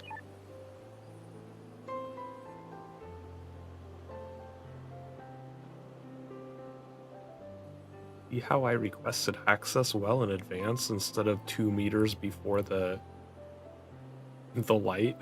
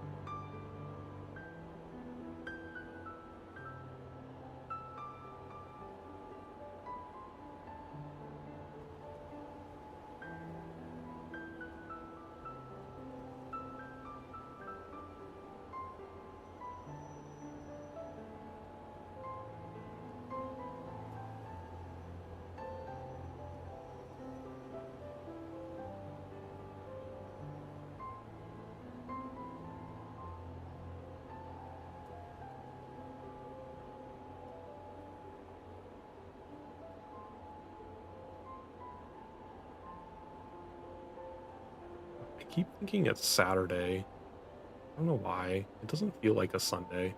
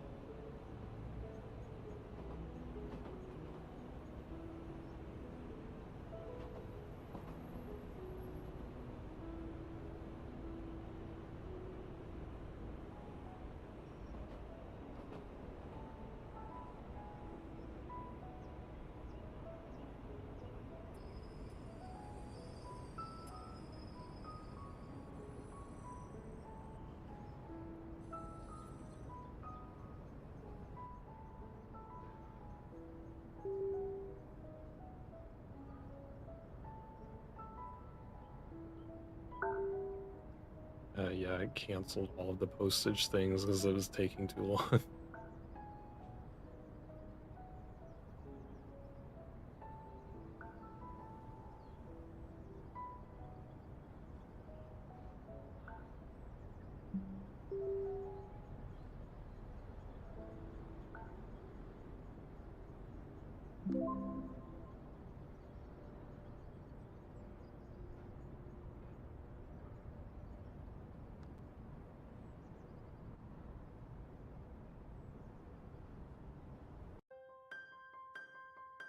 All right, I'm gonna take a short break and get a snack.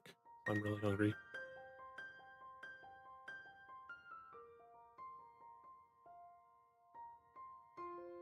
I will be right back.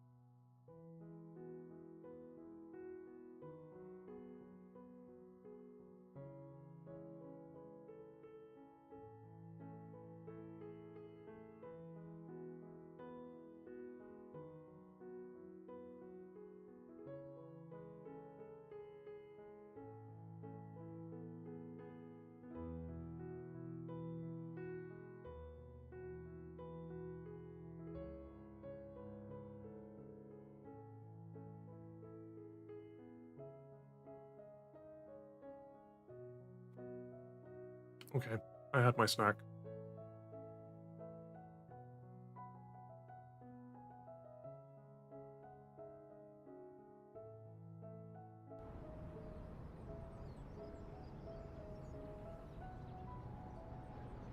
To Berlin.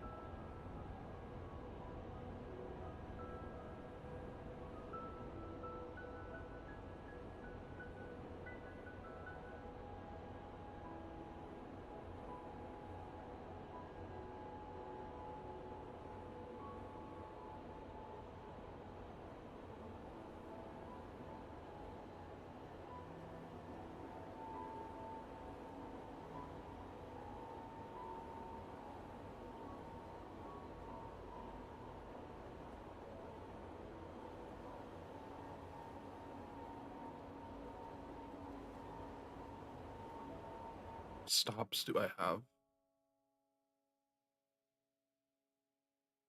6 more stops, and then once we get to Bremen, I'm gonna switch back to a cargo train and give this passenger train to one of my have them do passenger stuff.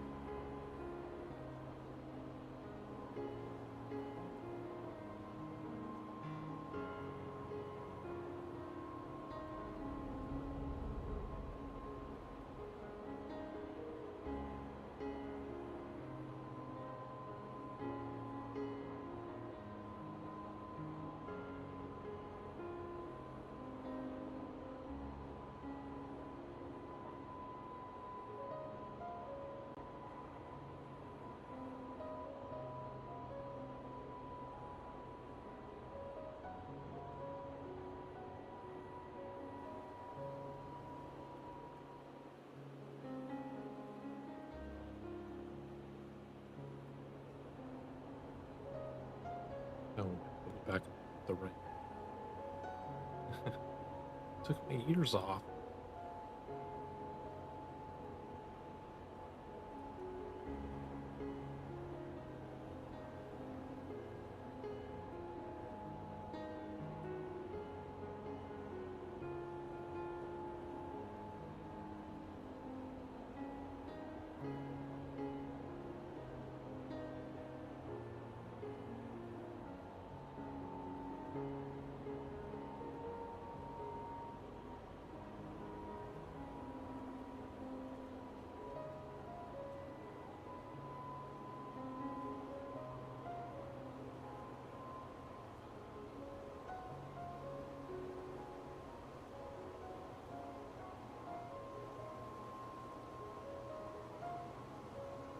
The combined chat that StreamerBot has made it really easy for the multi-streamer though, because it combines everything into one feed.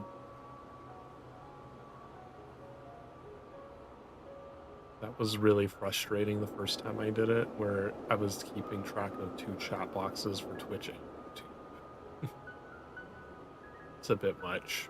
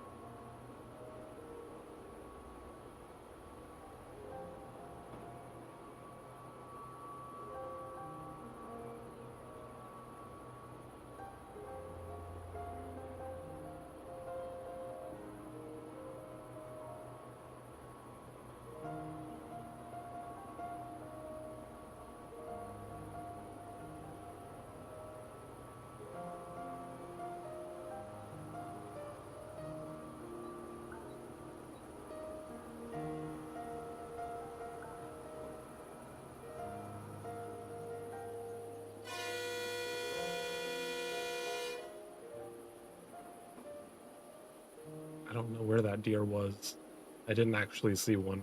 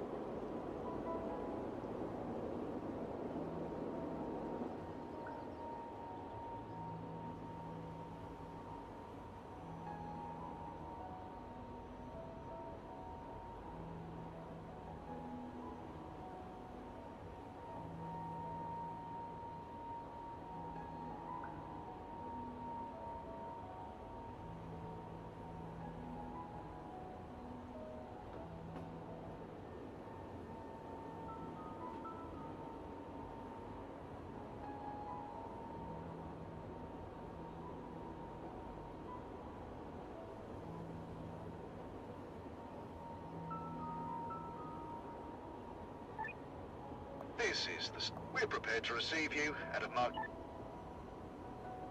Well prepared to receive you.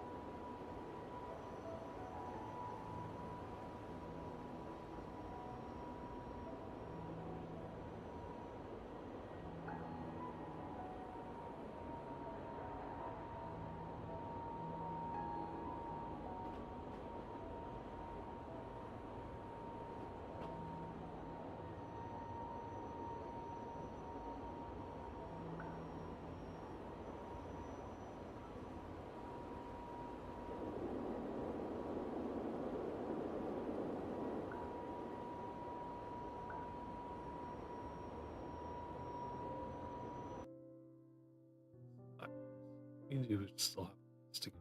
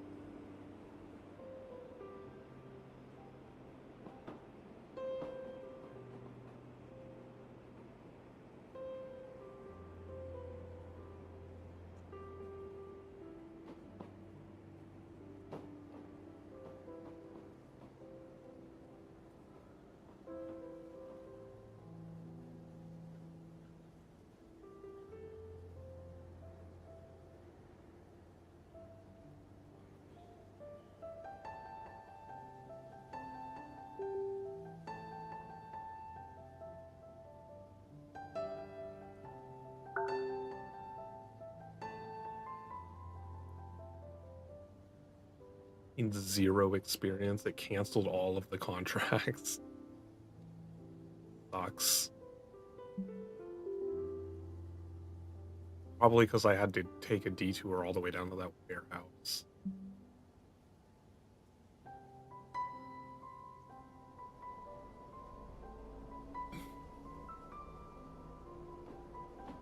Like, it lets you put both passenger and postage cars on a train, but it really doesn't make sense to do both of them together because it takes too long to do both stations since they're separate places.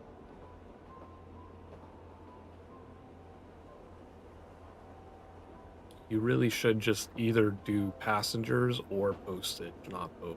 It doesn't make sense to do both.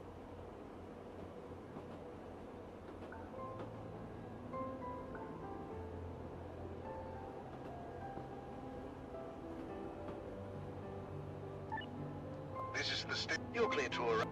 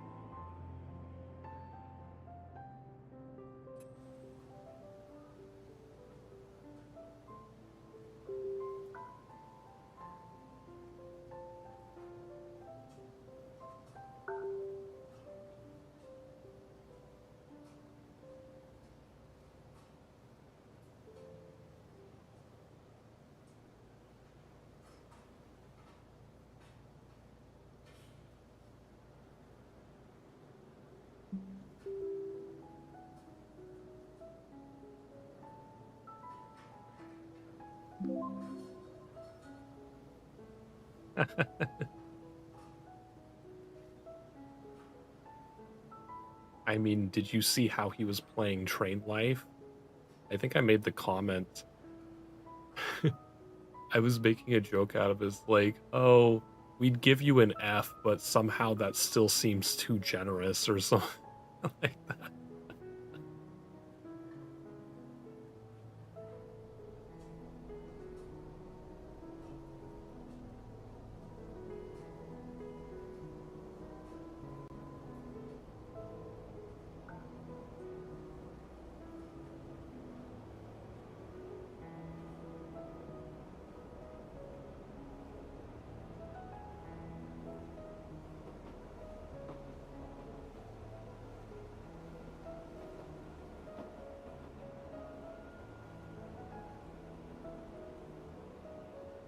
Never finished setting that up.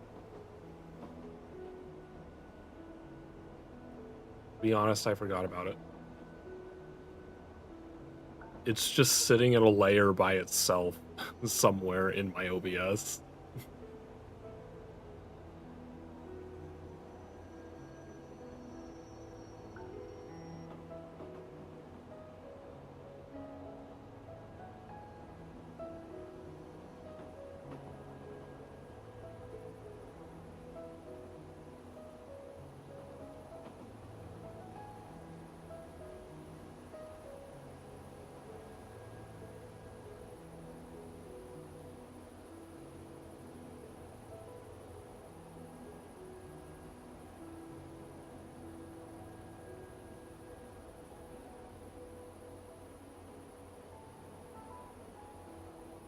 He does the same thing in City Skylines, though. Very bad at traffic management.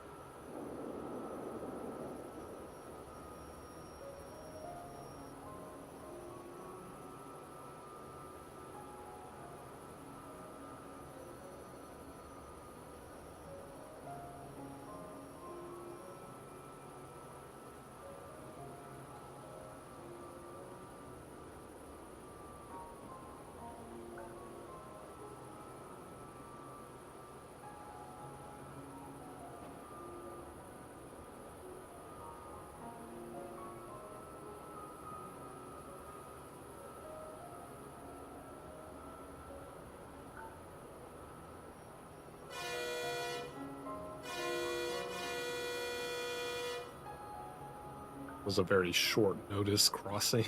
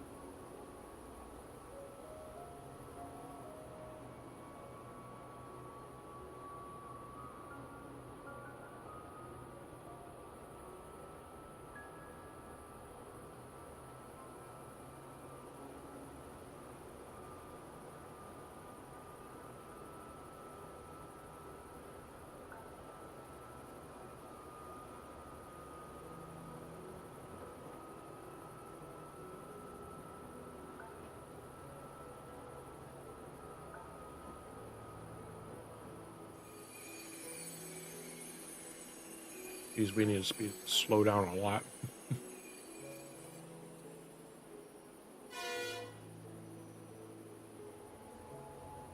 Wasn't paying attention to the speed limit change.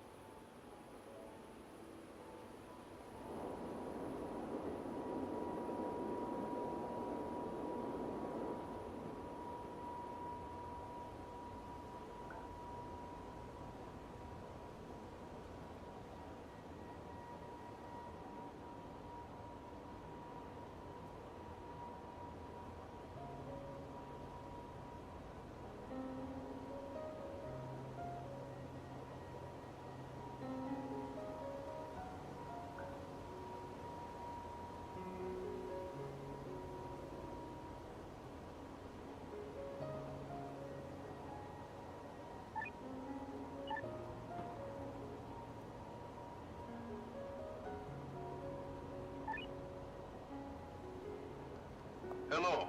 This is the... You're clear to arrive. Will my...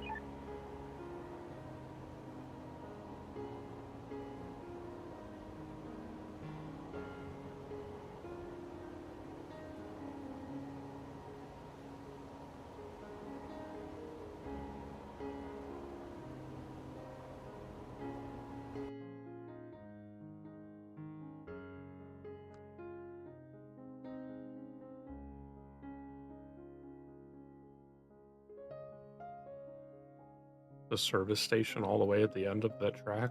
For what reason?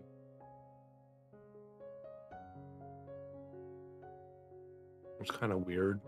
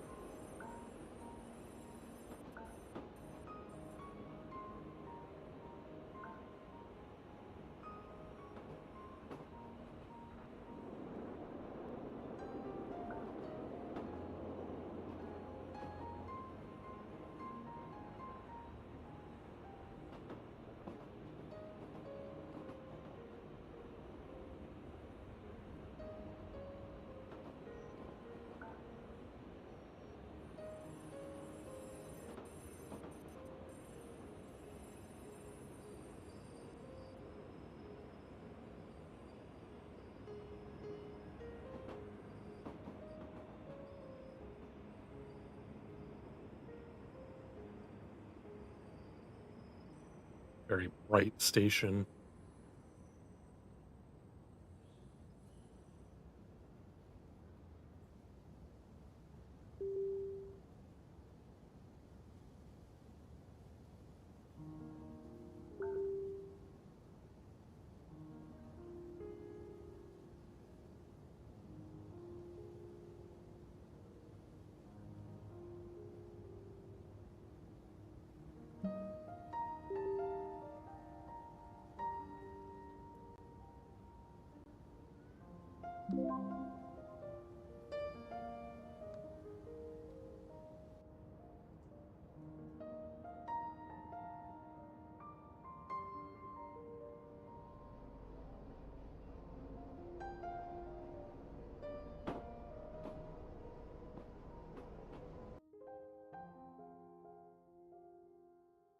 You left to go.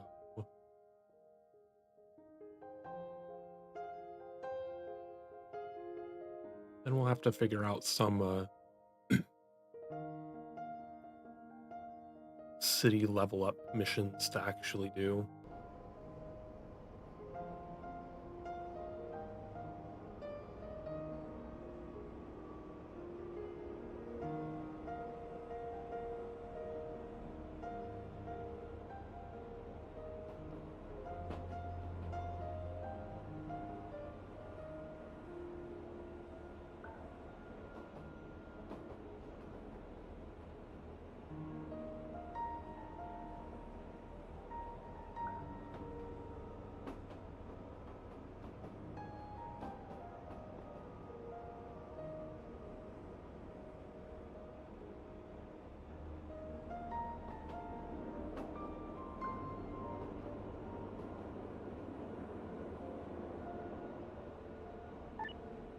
This is the... You're cleared to arrive.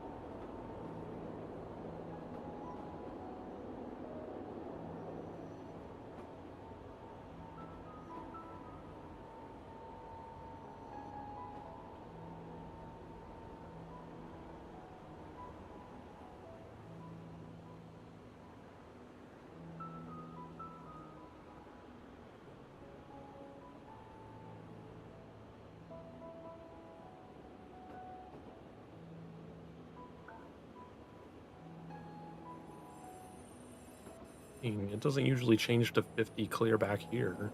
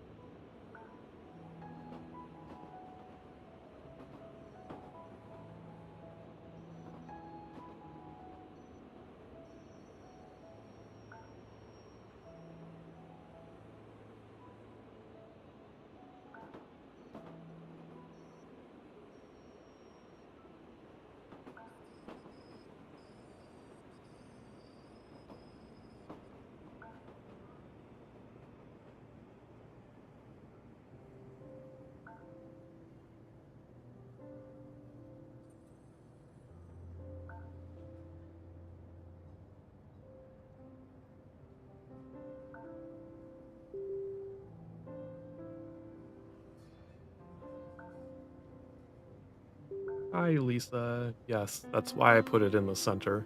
The SoCar criticizes. It's like, but you're covering up the train. How will people see the train? And it's like, oh, I'm a master now. But I don't know. I feel like being able to see the details of what I'm doing on the left and right was more relevant. So I sat on top of the train.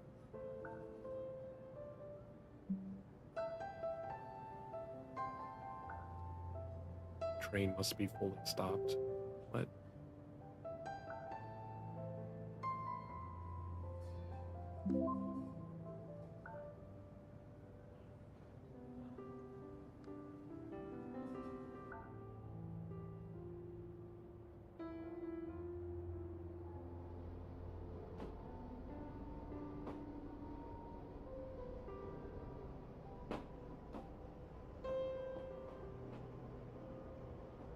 Phantom Man and Polar Express.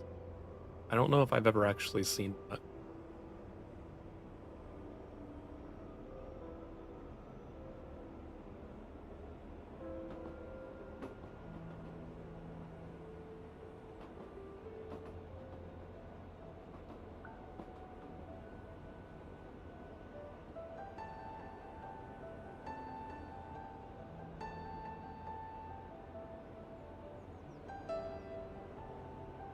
Don't say that. I honestly don't watch things that much. I don't have the attention span most of the time to actually sit down and watch stuff.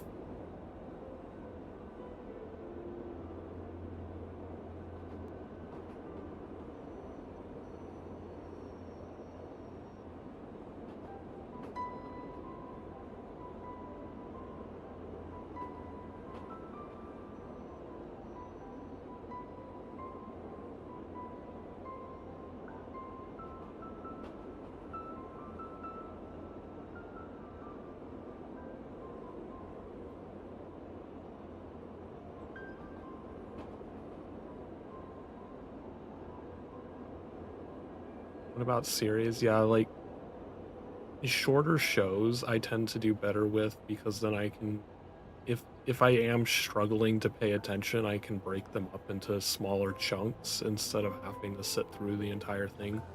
Because that's something about me is if I start watching a movie and then struggle to pay attention to it for some reason and just stop watching, like you tell yourself it's like, oh, I'll finish watching it later. That never comes. I find it so difficult to go back and watch the rest of the movie at a later time if I decided not to watch the entire thing in one go.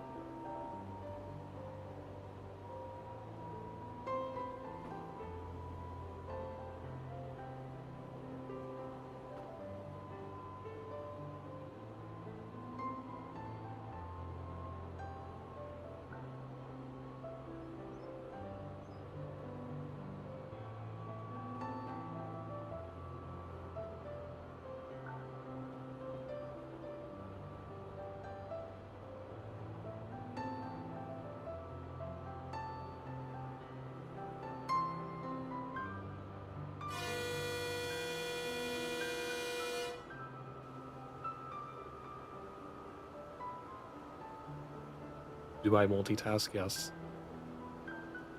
Anytime we're watching something in bed, wherever, I'm usually doing something else at the same time.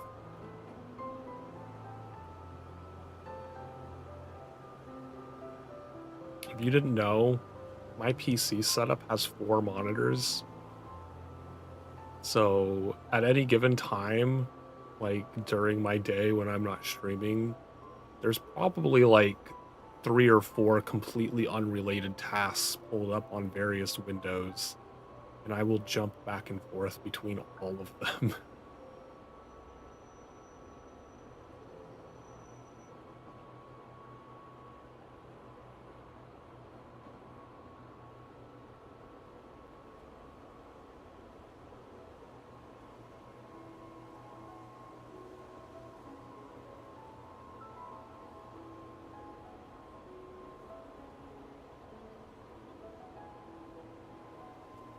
I had 6 at one point, but 6 was there was a lot of unused space, so I gave 2 of them to Sokar.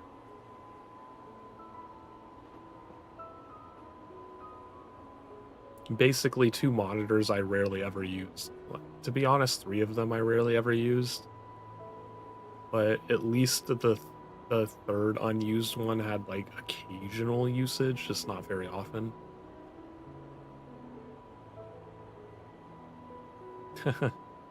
Yeah, so there's a funny story about why I had 6.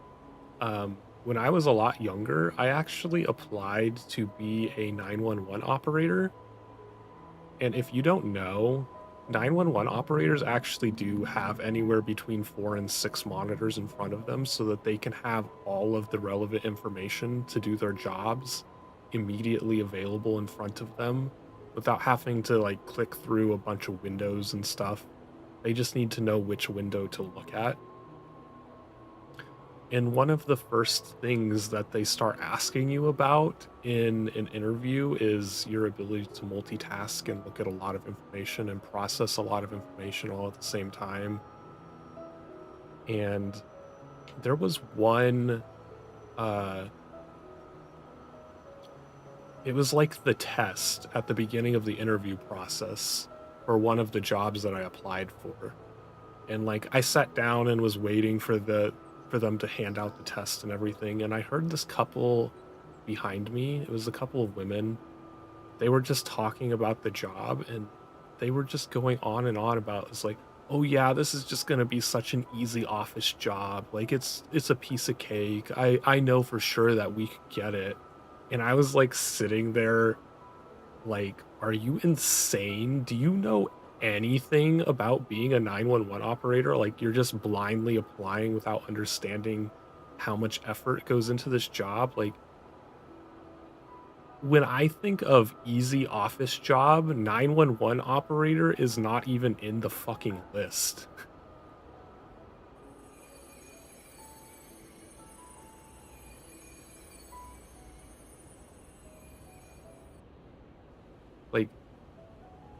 Like, yeah, you get to sit at a desk all day, but that's like the extent of similarities to having an easy office job.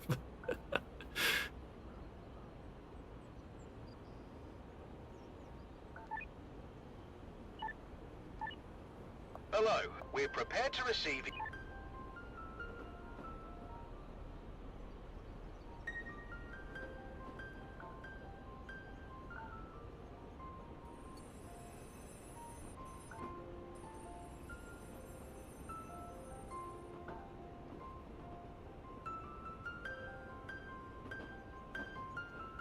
Yeah, like you have the scenarios that you have to deal with. You have like all of the multitasking. Like it's a very, very intense job that takes a lot of mind power. Like there's so many people that think being a 911 operator is just sitting there answering phone calls. And it's like, no.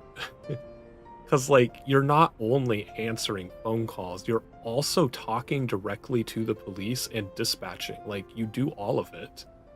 You take the call, you type it into the system, You look up like what officer is available, you like dispatch them. Like you are both on the phone with the caller and on the radio with the police at the same time. Like you're not just taking the call and typing it into a system so that some other person can go do the remainder of the process. Like you do the whole fucking process yourself.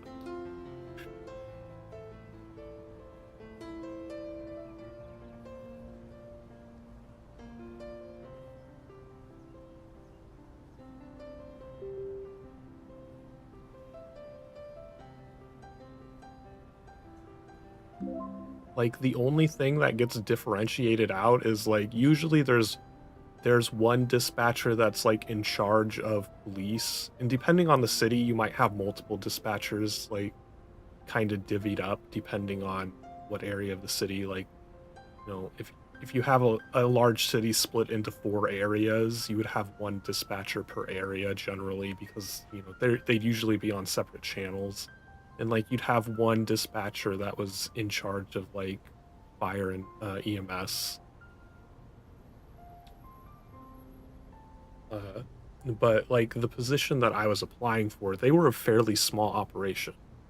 Their 911 center had 6 desks, and they usually only had 4 of those like manned at a time. The other 2 were reserved for like when shifts were changing, a person could come in and like sit down and start getting set up without having to like disrupt operations while they're changing people out. And the way that they operated is 2 of them did dispatch and 1 did fire and rescue. And like they're all in a room together, and if the like police dispatcher gets a call in, like they need fire and rescue for something, uh they would literally just yell at each other across the room. Like the police dispatcher would like yell across the room to the fire and rescue dispatcher, like, "Hey, I've got a call coming in. Can you get them ready so that they can go?" And stuff like that. Like, so like not only are they doing radio dispatching, talking to the caller, but they're also talking to each other, like just shouting across the room.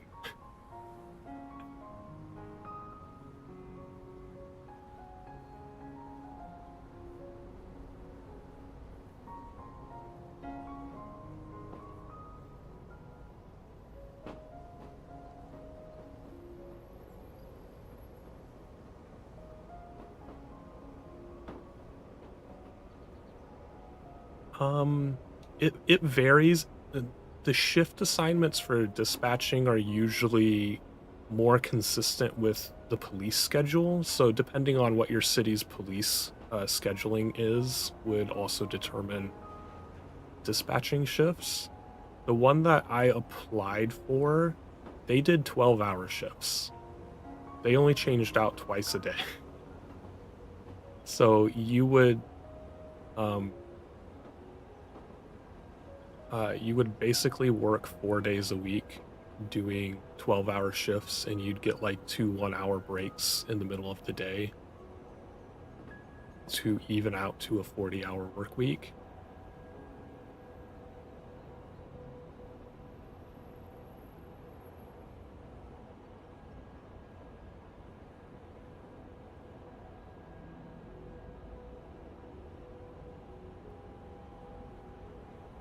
But I remember one time, was like part of being a 911 operator is you have to be able to remain calm.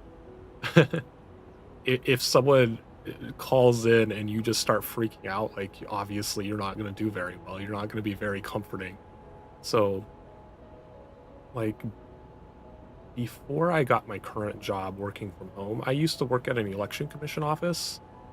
Um, and obviously the phone calls there kind of suck because it's mostly just angry voters calling to complain about something.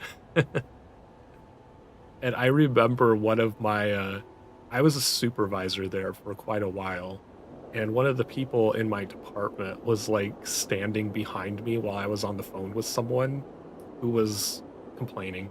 Like I mostly dealt with complaints because I was the supervisor.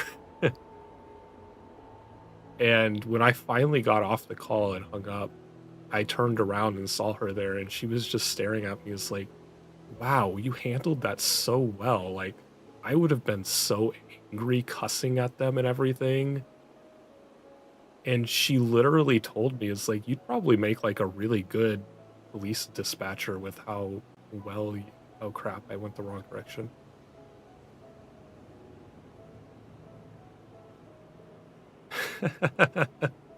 Yeah, so car, don't ever apply to be a 911 dispatcher.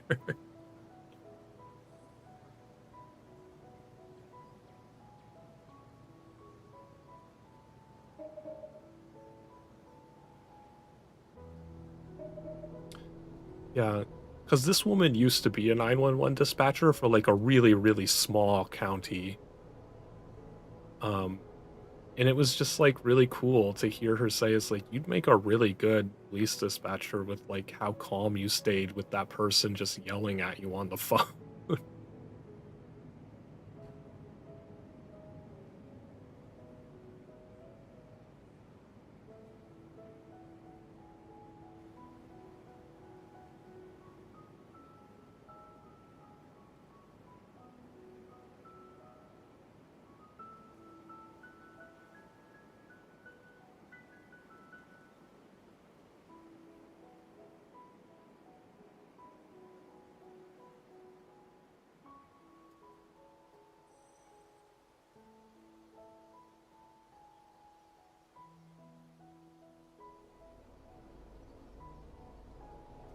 Yeah, there is a police a dispatch simulator game. I think it's literally called 911 Operator.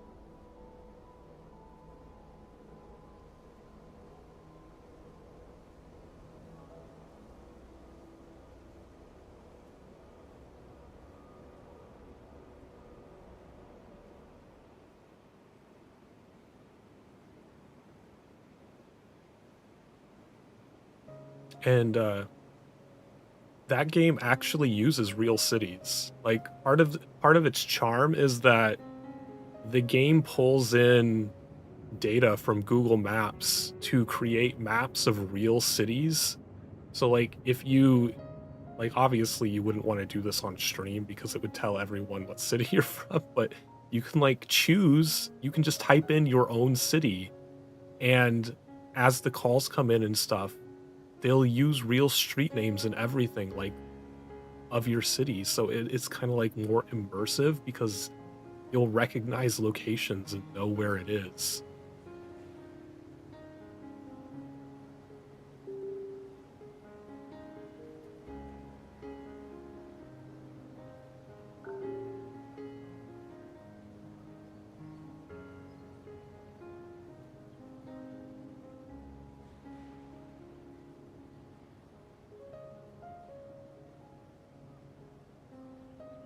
But I actually got really far in that interview process. They were only hiring 3 people, and I made it onto the list of the final 10 selections, and I think I placed, like, number 5 or 6 on the list of people to hire, so it never got to me. They only made it to the 4th person before they filled all the spots, but yeah, I made it to the final 10 of, like, the 300 people that applied for the job.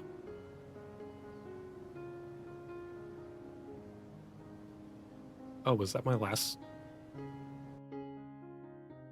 Oh, it was. Okay.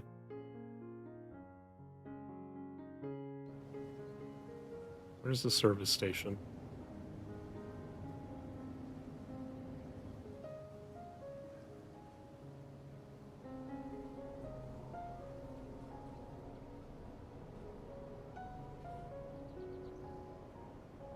Just think is like I almost chose to be a 911 dispatcher. Like if I had placed a couple spots higher on that list, most of my life that I've done would never have happened.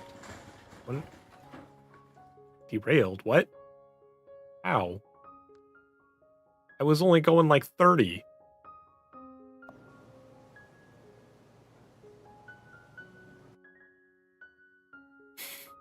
I'm so confused. What?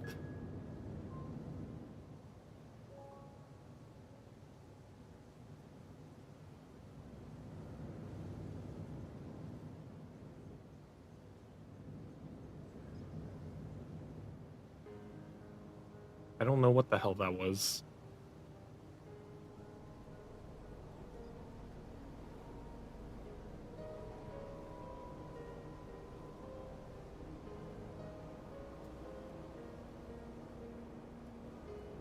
I want to go to the service station and change trains to cargo.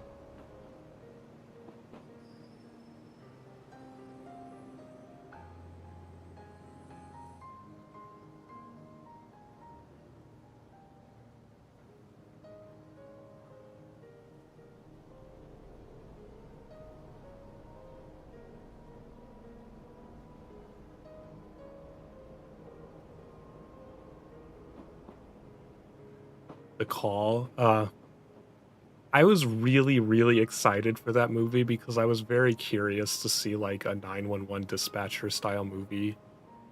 They It was a very, very poor representation of how dispatching would work. That woman would never have been hired. She was way too unstable and chaotic to be a 911 dispatcher.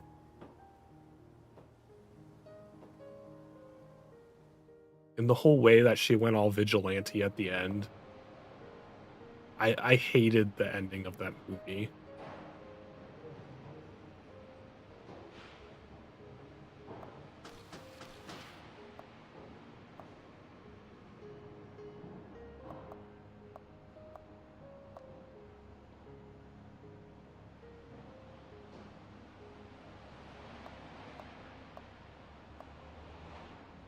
I want to buy more locomotives, please.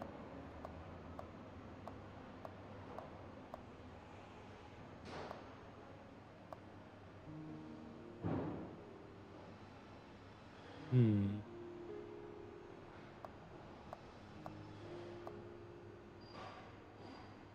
3750. This is the thing, is like, doesn't seem like a very large upgrade in power, or the price jumping from 350,000 to 1,050,000. Like, holy shit.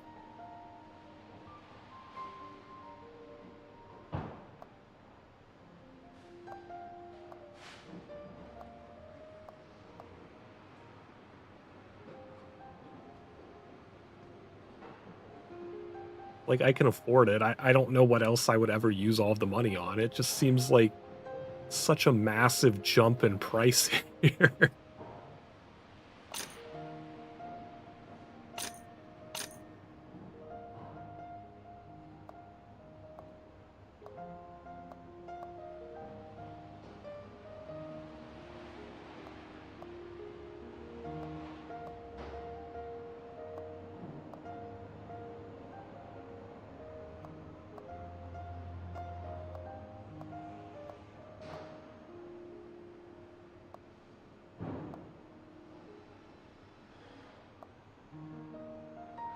Remember how to do this stuff. Oh, the upgrades menu here.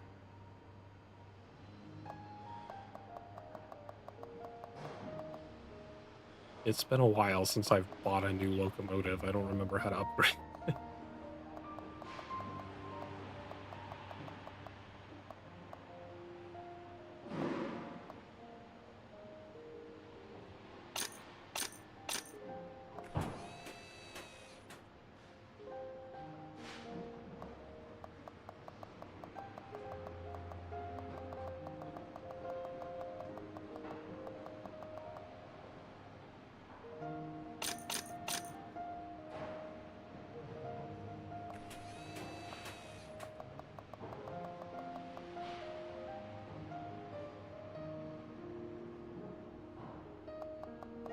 Loco for locomotives. I don't know.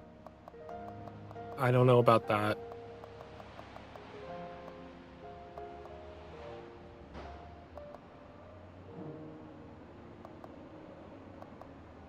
Hmm.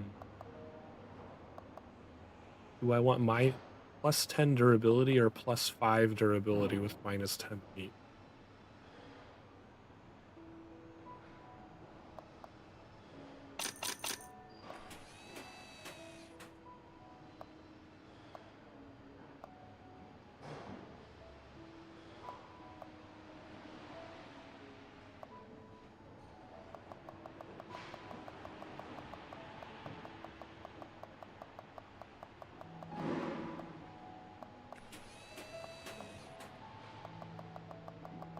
This is a very tedious way to equip add-ons to your trains.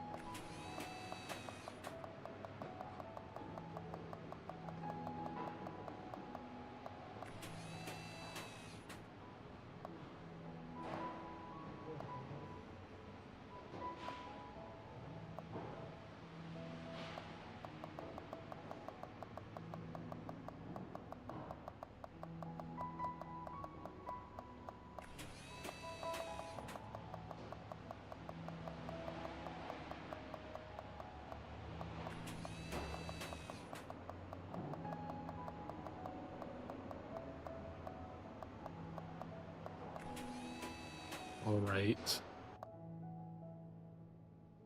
What cool things do we have unlocked?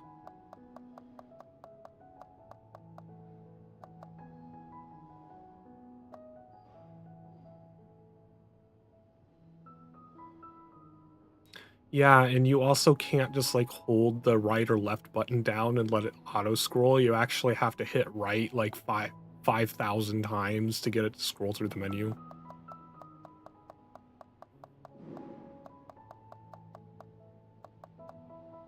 The black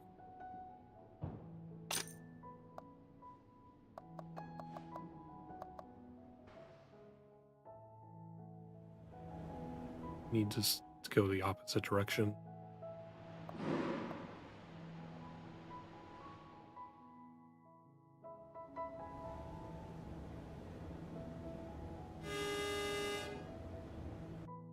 All right, so we need to go down south because these are the last two locations that I have to unlock. And then either get iron or we can go to the farm. Go to the farm.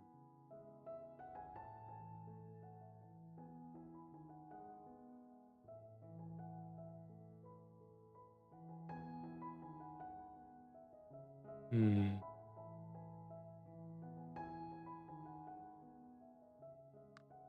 Oh, there is a cities list. So we need a city that actually wants something from the farm.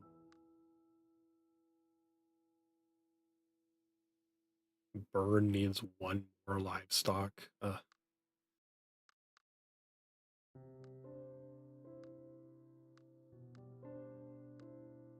Grain?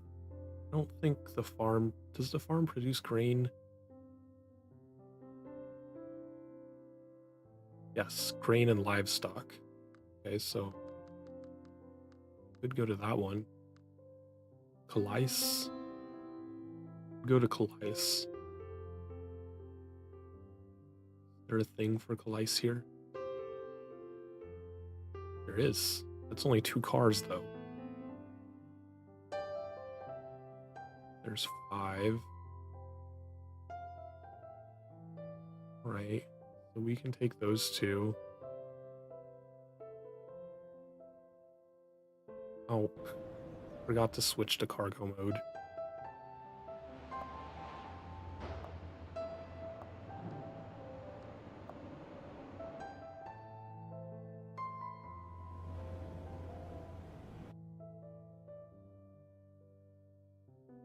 So we want this.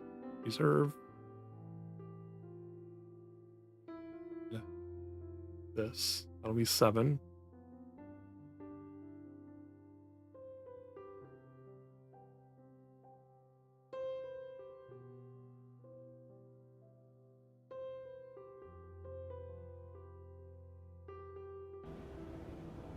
Well, what I'm doing is each city has like level up requirements. Where is Calais? Down here somewhere.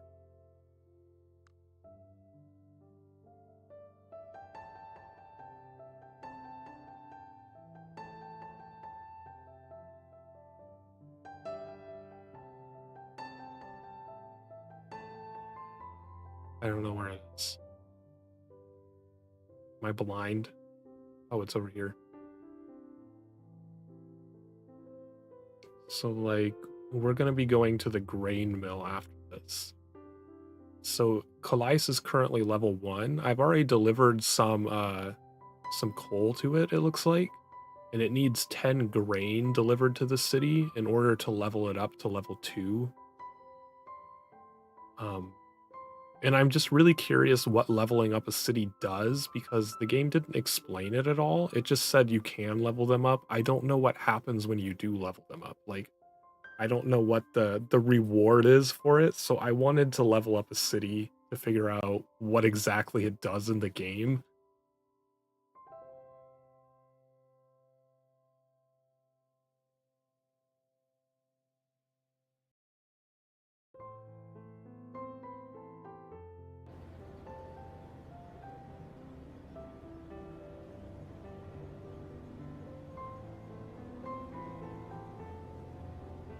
Yes, they level up Sokar.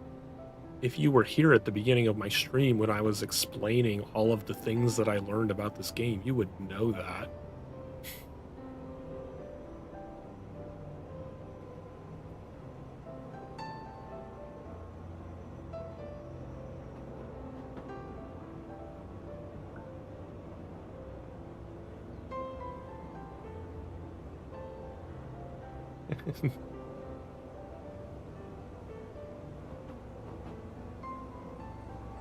'Cause I think each city can be leveled up to level 3, so there would be a second set of requirements after I level it up the first time.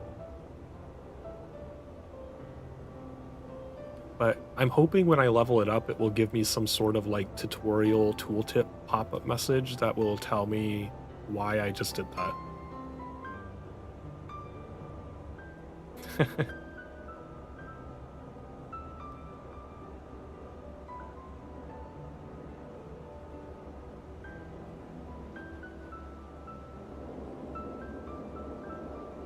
I'm hoping it's not something like really basic as like, oh, now delivering to this city just gives you like 10% more profits or something. Oh, I need to check my fine reductions.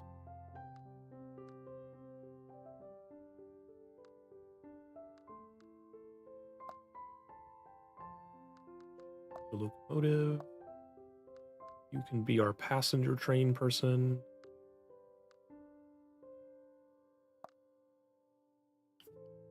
Because like honestly, the skill points and stuff in this game were kind of like really worthless and don't do anything. We'll just have you do like really passenger stuff.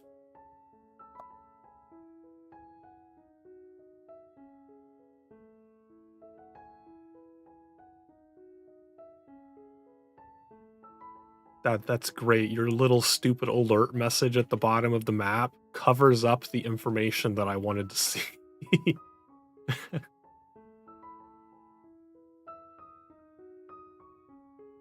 Really nice.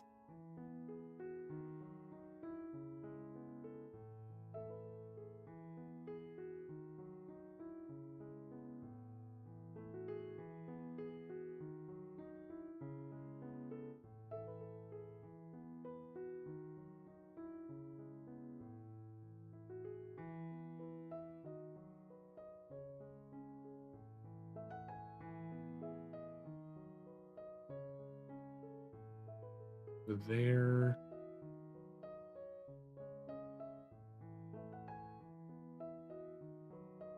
What's another one that needs passengers as a level up requirement? Hide the stupid error message.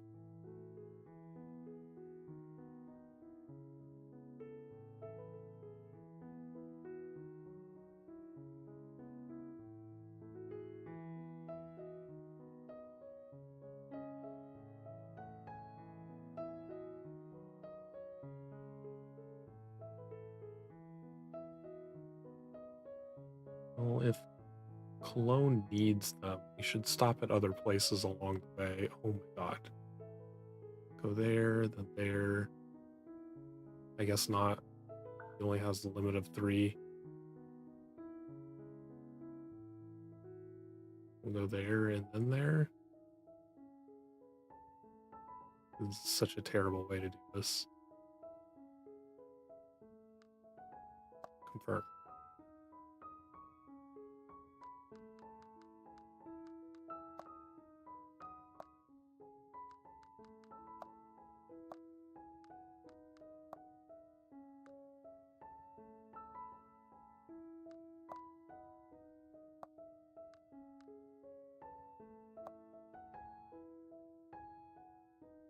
Um,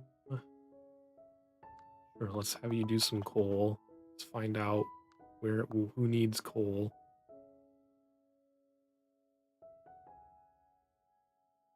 The Berlin power plant needs it? Okay, sure.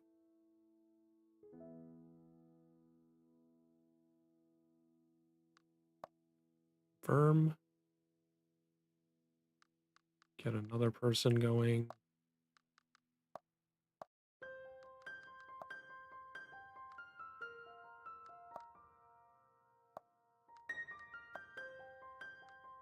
Have you do some iron. Who needs iron? They're already done.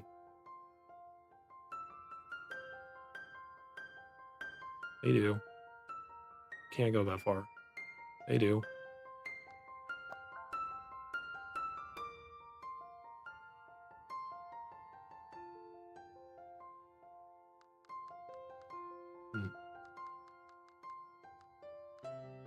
Get 10 employees. There's so many employees to manage.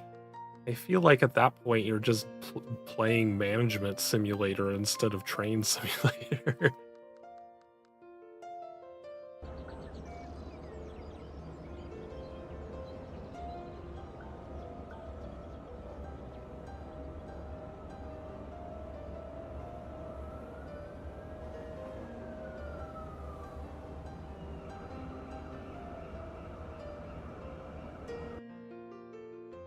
Where am I going? Why am I going this direction?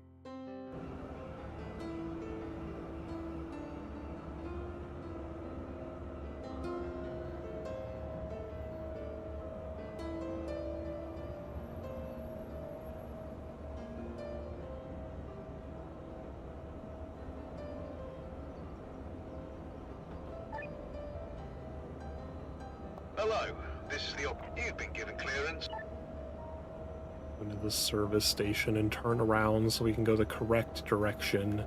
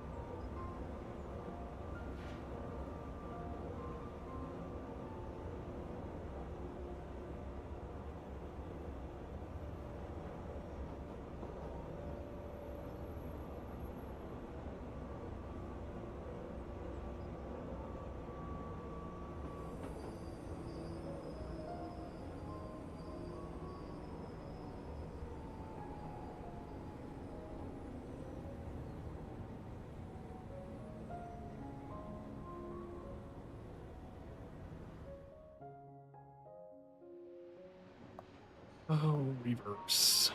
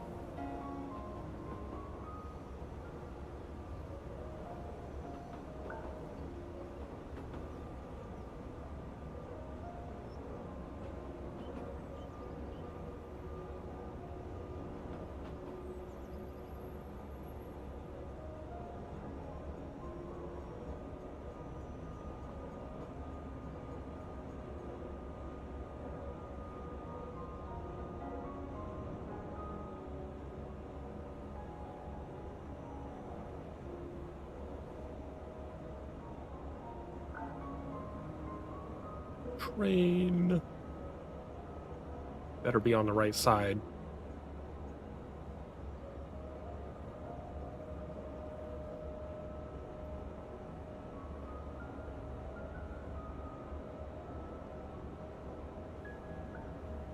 Damn it. You fucker. Making me stop.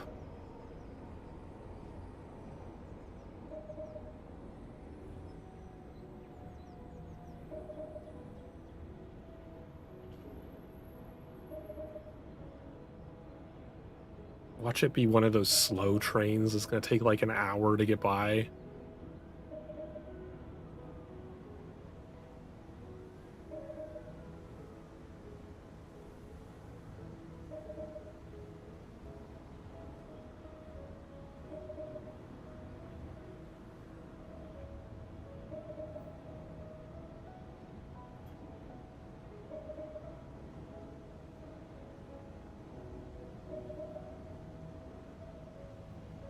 He's taking forever. Let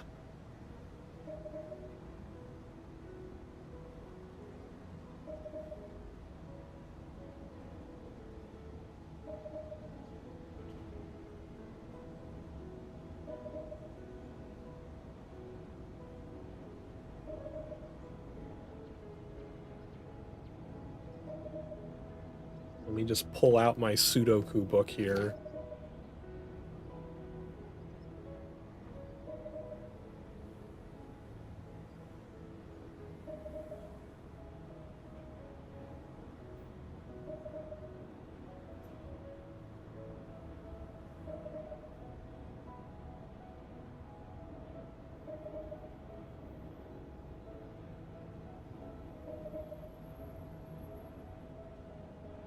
If I had known what side of the track he was on, I could have just gone and paid the like $500 fine for entering an occupied track.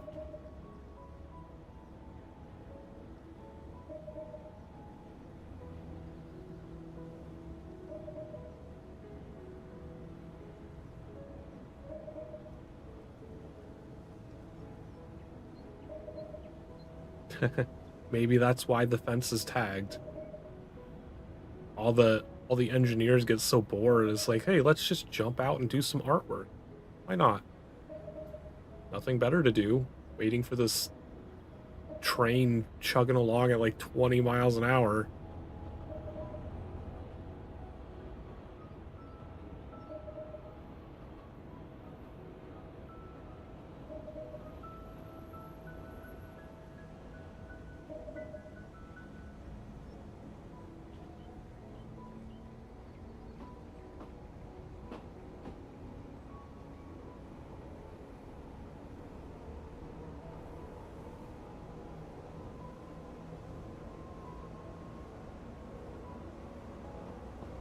I should have honked at him.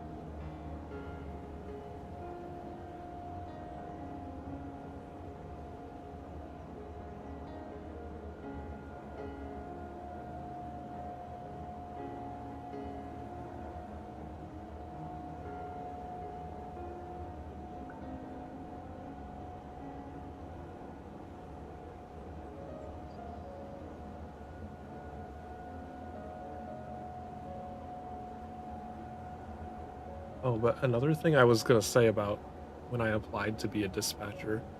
So one of the questions they always ask you, at least every I applied to 3 different places to be a dispatcher, but the one that I got into the top 10 was the only one that I actually like made it further into the process with.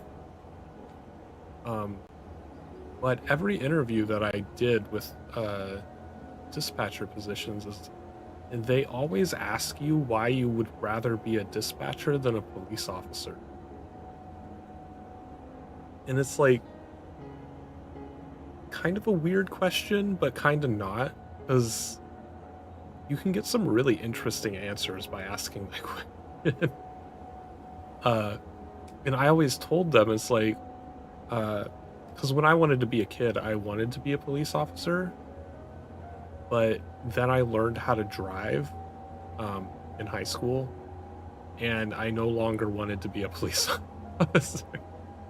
And my answer was always like, I don't want to be a police officer because the thought of driving around all day as my job sounded awful and I just didn't want to. And being a dispatcher was like an alternate way of being involved in the process in just like a different way. So like I could still be a part of like police officer activities without actually being a police officer and having to drive around. And I remember one interviewer just like sitting back in his chair after I said that. It's like, huh, that's a really interesting response. I imagine most people probably respond to that as like, well, I just don't have what it takes to be a police officer or something like that. Like more generic.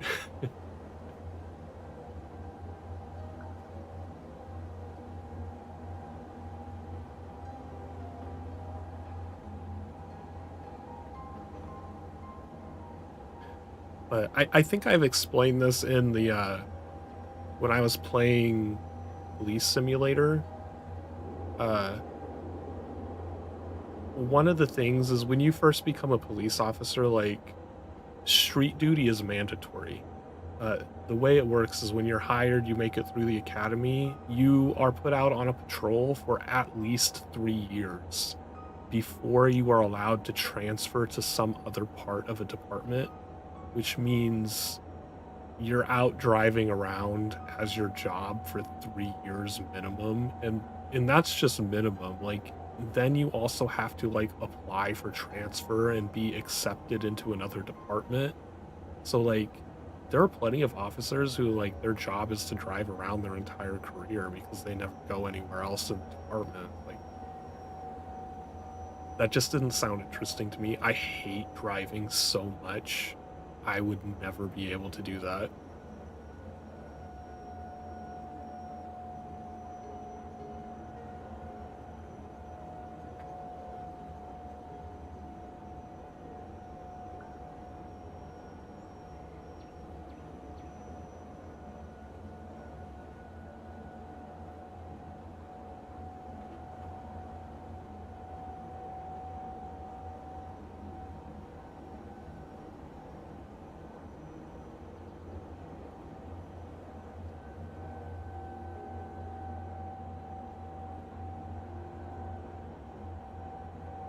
Yeah.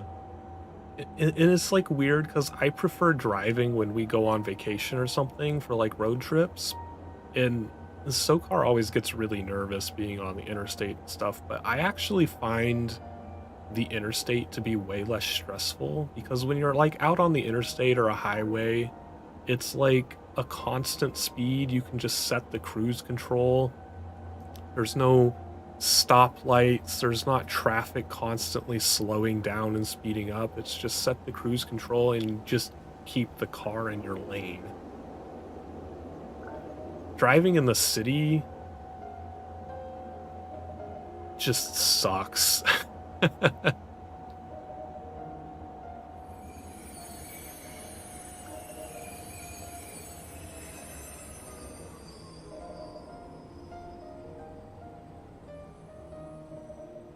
there's so many like stupid people out there on the roads that don't know how to drive properly, swerving in and out of lanes, thinking that it's gonna somehow get them there faster, even though it saves them like 3 seconds on their drive time.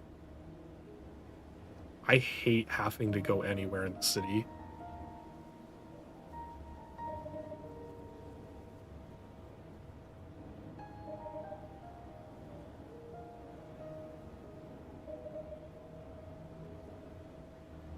Yeah, there's actually quite a bit of research that's gone into that. Uh, People who like speed or make dangerous maneuvers while driving within the city, on average, save less than 10 seconds off of their drive time if they had just gone the speed limit. So, like, all those people who think it's like, oh, I'm so impatient, I'm gonna speed and go around everyone, it's like, the research has definitively proven there's no fucking point to doing that, and you're just being an asshole and putting everyone else in danger for no reason whatsoever. Controller battery.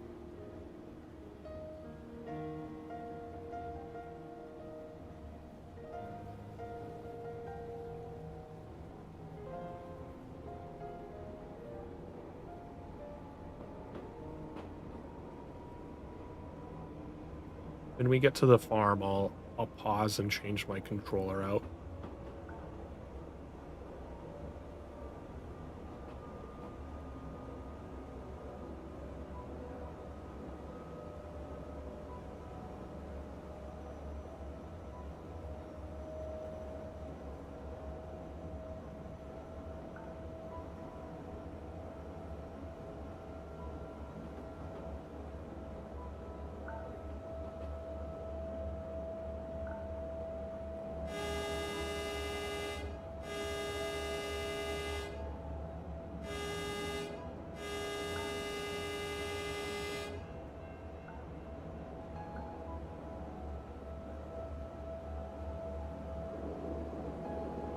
Oh yeah, like there's one intersection in the city I grew up in. So like the interstate at this particular section splits in two. One section continues on like the main interstate and the other section goes off onto a highway.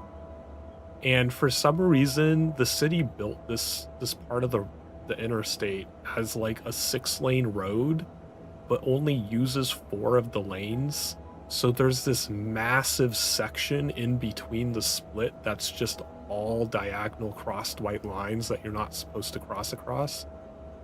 But it's not super clear because the road is so wide, it looks like that 3rd lane continues straight, but it's actually painted off. So a lot of people get up to that point of the road and realize that this lane only goes off to the exit to go onto the other highway because of the poor design decision of the road. So people constantly like swerve across that entire gap into the other lane because they didn't realize that it goes off to the right. It's like that's not even like solely people driving poorly. Like, obviously, they could have avoided that situation if they had been paying attention to the signs that say it's an exit only lane. But at the same time, it's a very poorly designed road.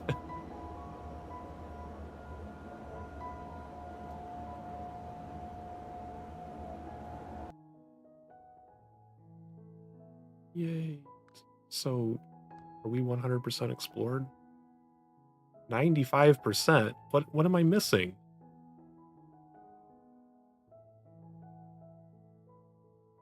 What location did I miss?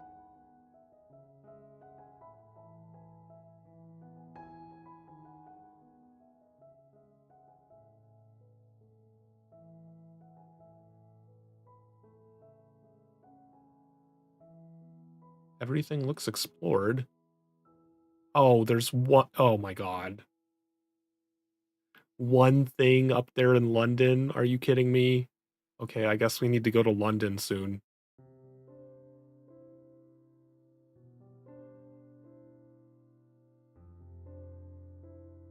we're already going over there with Calais, so I guess we could just go to the sawmill afterwards.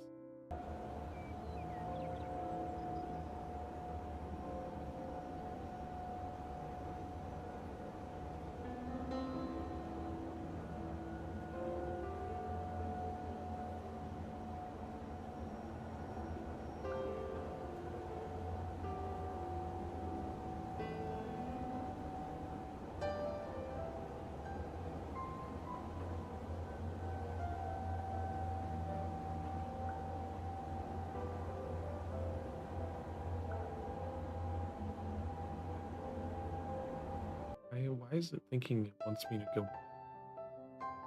Oh, because it doesn't think I can just turn around. I need to remember to go to the service station first and reverse the train before I pick up that order.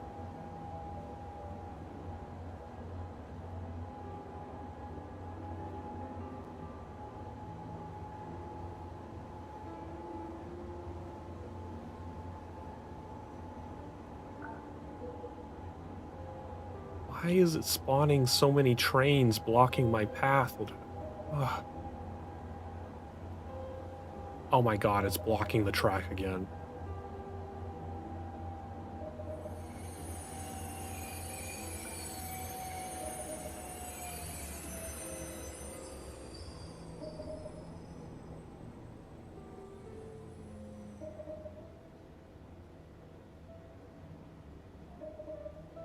This is the most I've ever sat around doing nothing in this game.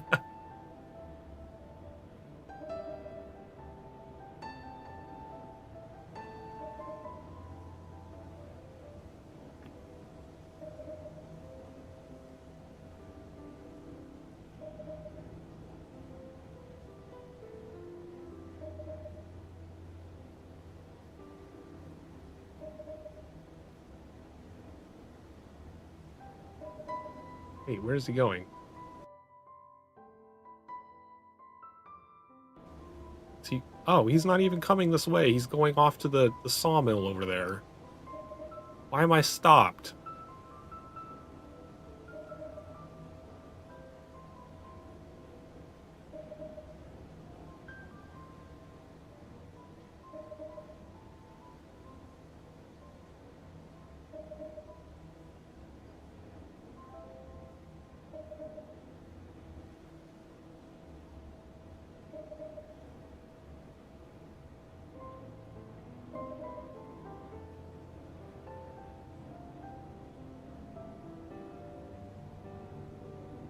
Yeah, and that's really frustrating about this because I didn't get the notification that I was gonna have to stop in 300 meters.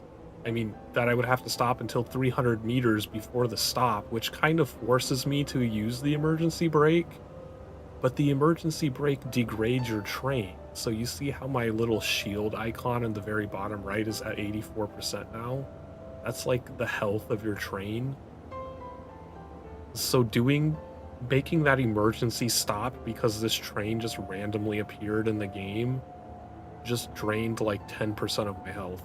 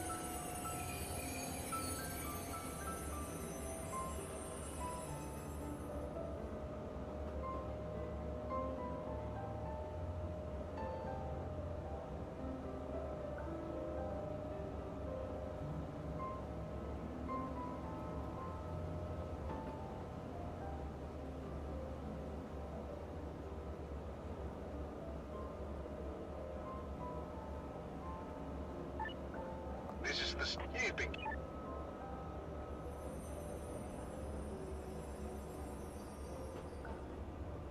Wait, where's the service station at?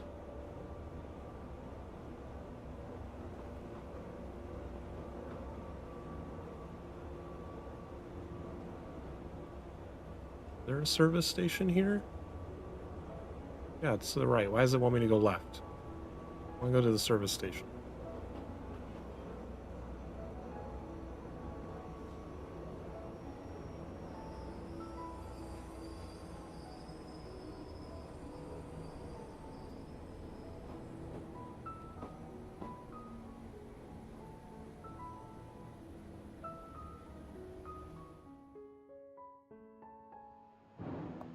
Picks up the train. Reverse. Alright. One moment while I change out my controller.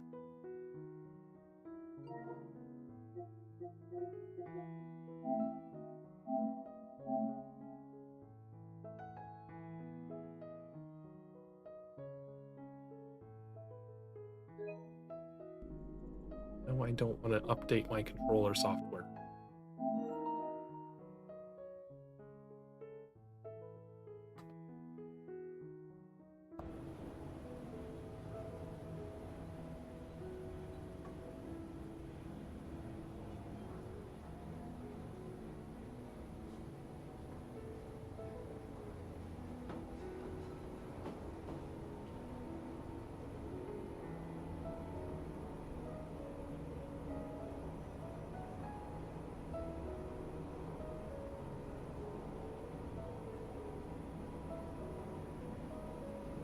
I just need to be on the next track over to pick up truck.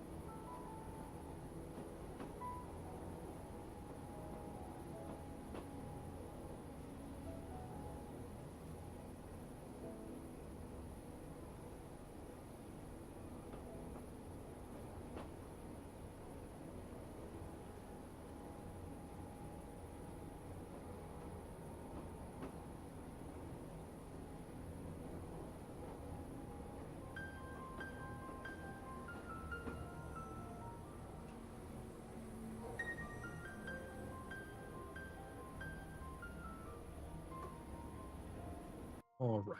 So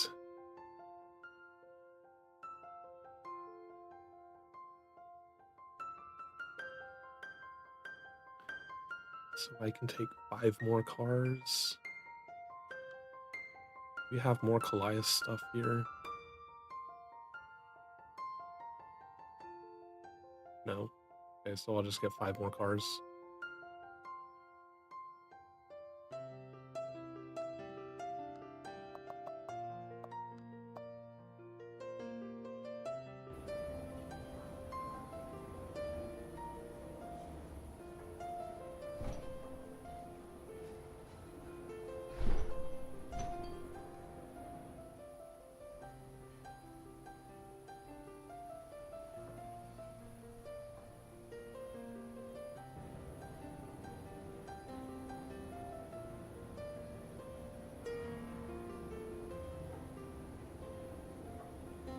No, I don't want to go backwards.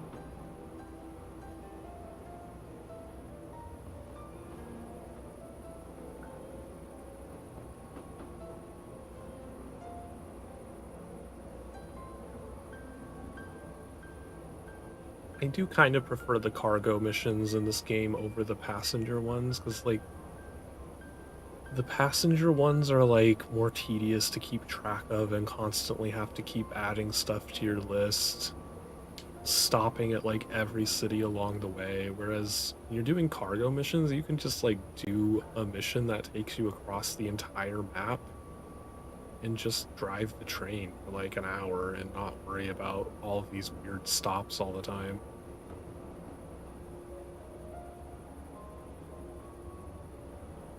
Why does it say both of these are the wrong direction?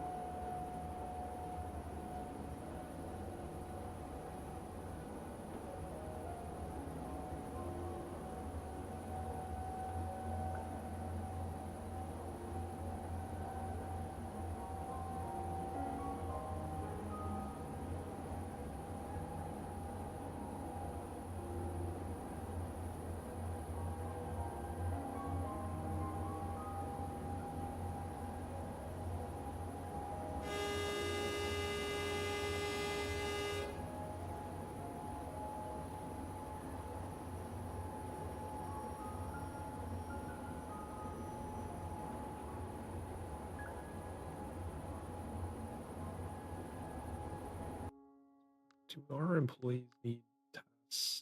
One of them does. Work points. And handling speed is pretty good. So, like, the skills in this game, like your personal skills, these are all the ones. Fuel usage is really good, because then you just don't have to pay as much to run your train. More money from employees is good once you actually have employees, but, like, some of these other ones, like being able to have more contract reservations, I've just been ignoring because I've never had the need to reserve more than a couple at a time to begin with, so, like, who cares? Locomotive damage taken, as long as you're not chaotic SOCAR driving, you generally don't ever damage your train. The fine reduction, again, unless you're like a chaotic SOCAR driver, you generally don't incur very many fines. So, like, some of these are just, if you're playing the game properly, you don't even need most of this stuff.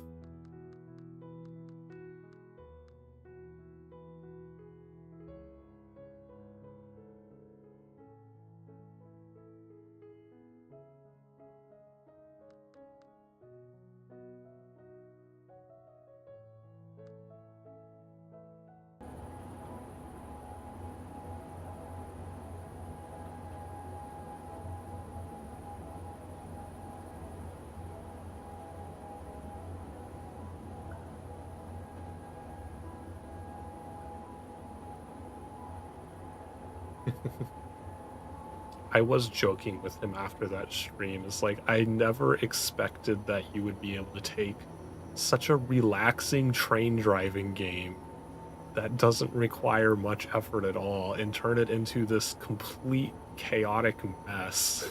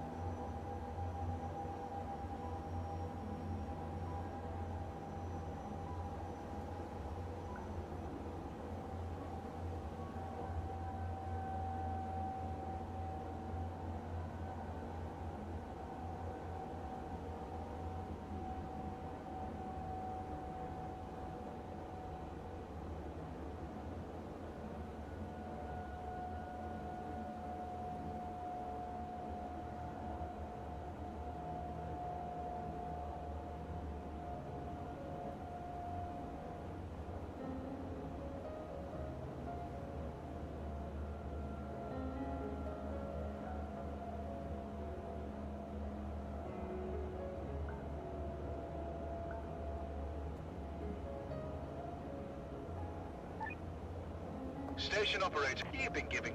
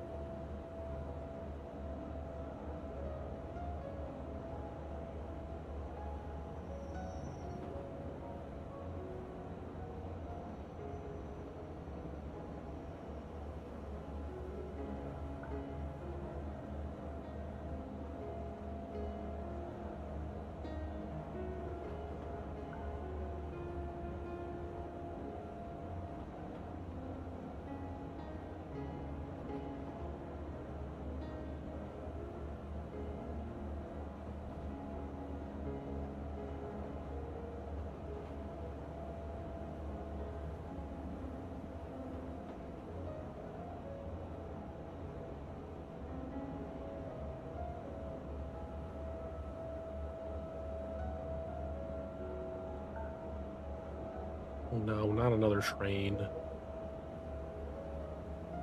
Ugh.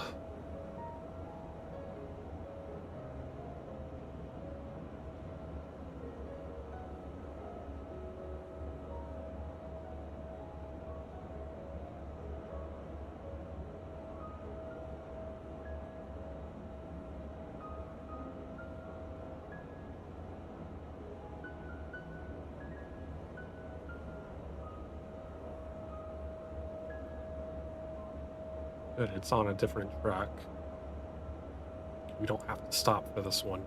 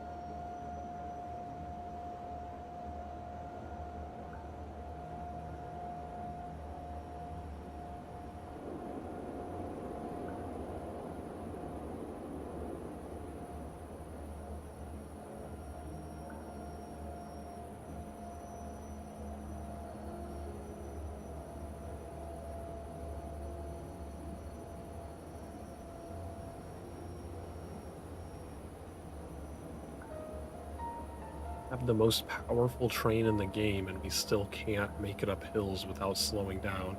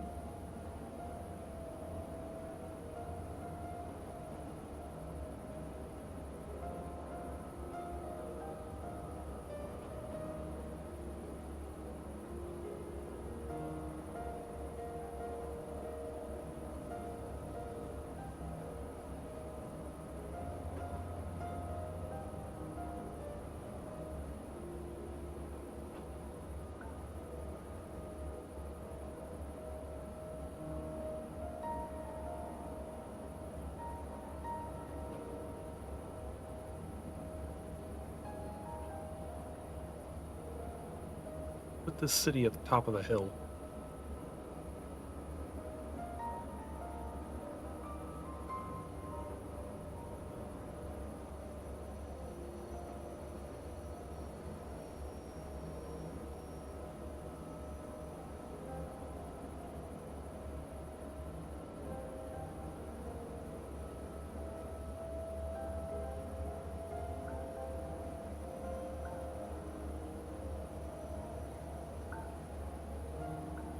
Another train, oh my god.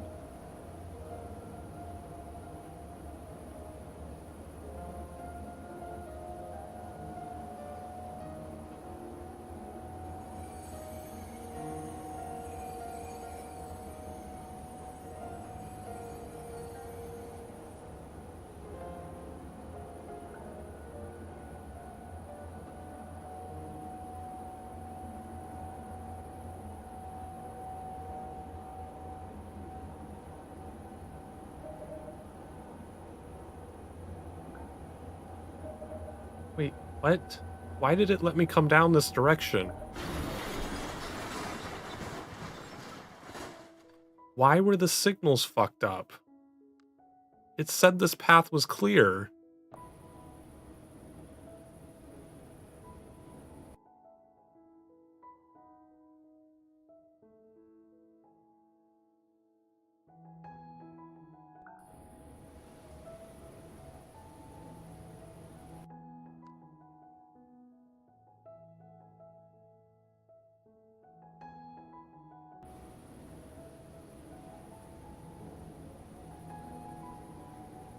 That was just the game being dumb.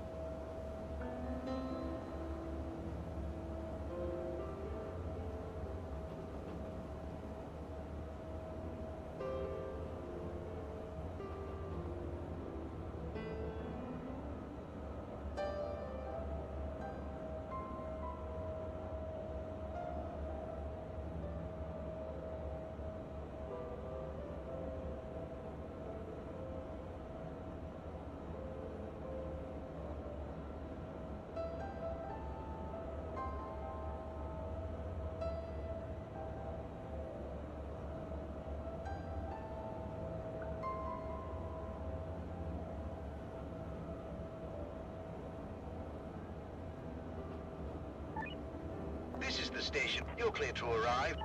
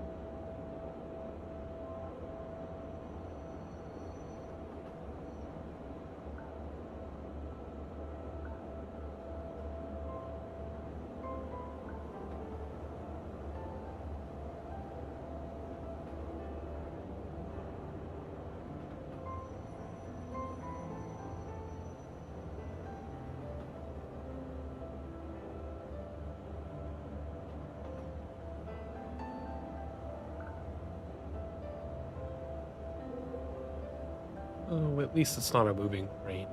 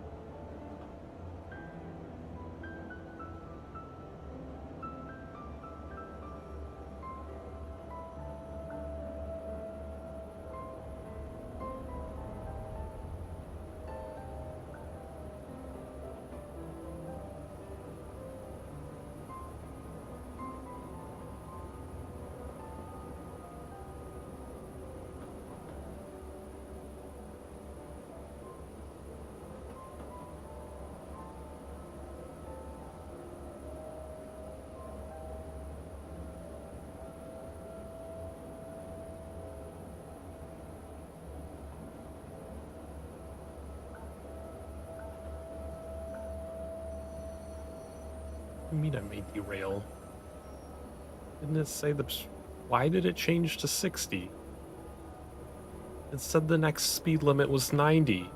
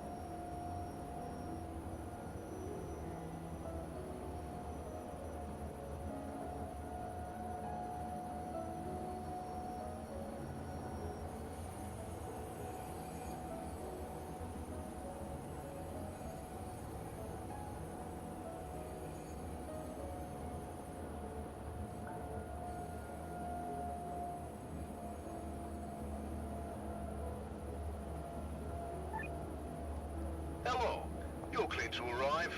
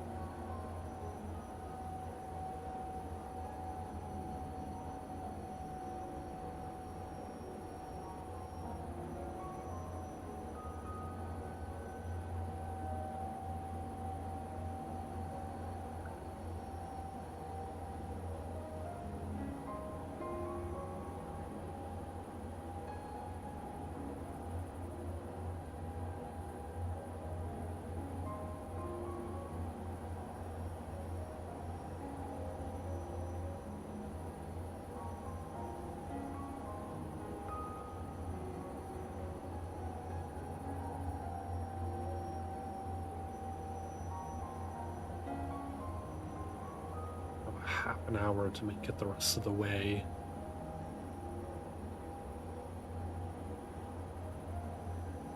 Can we make it in time?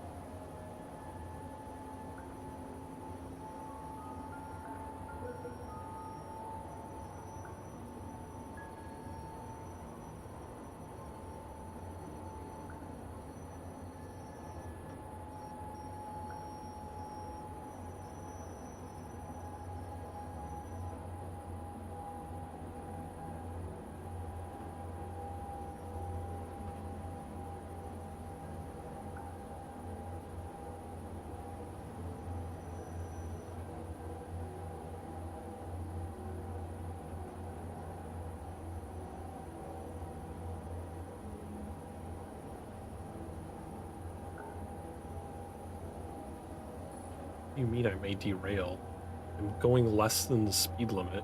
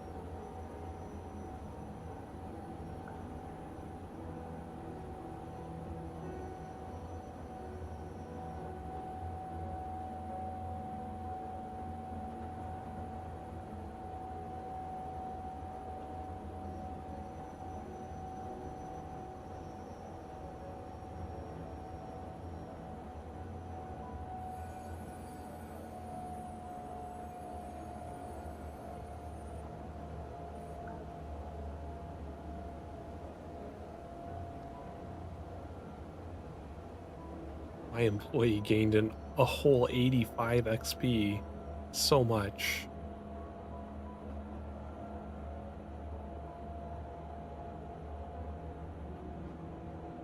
I'm not gonna go into that menu and try to assign something to him because I want to just try to make sure we get to our location.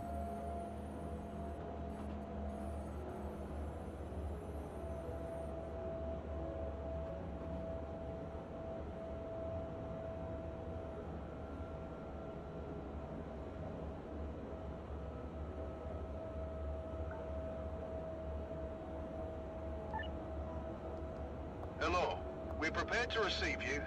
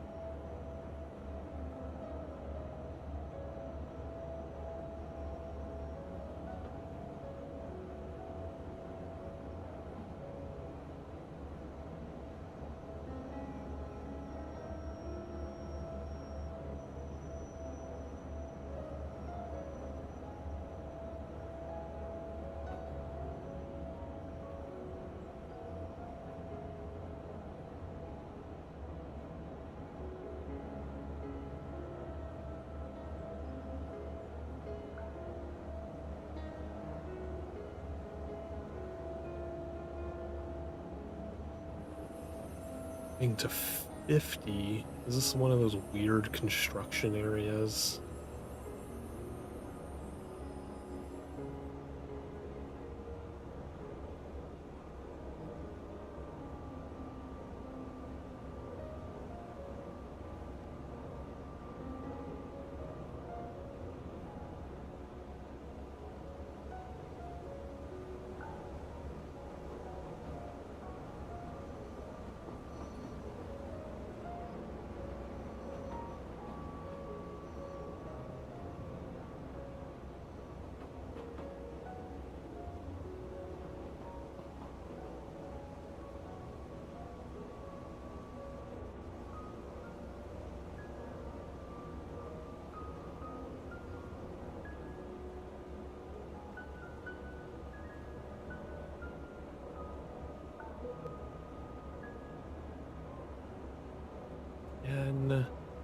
is it so insistent on approaching trains?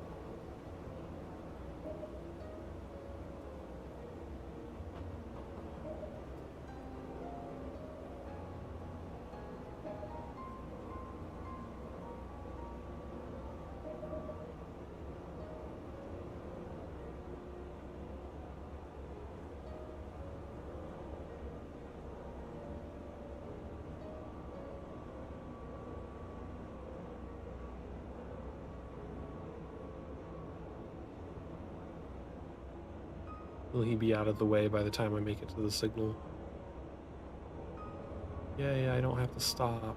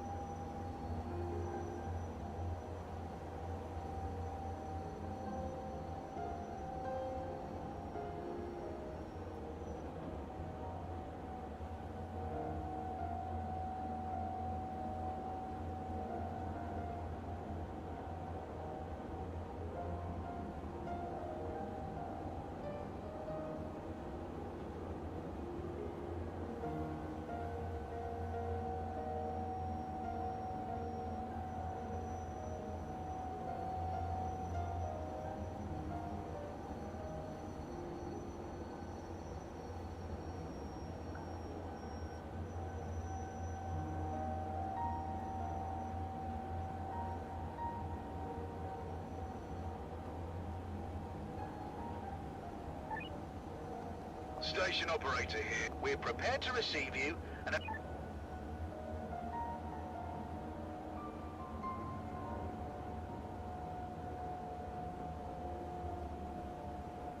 We're so close.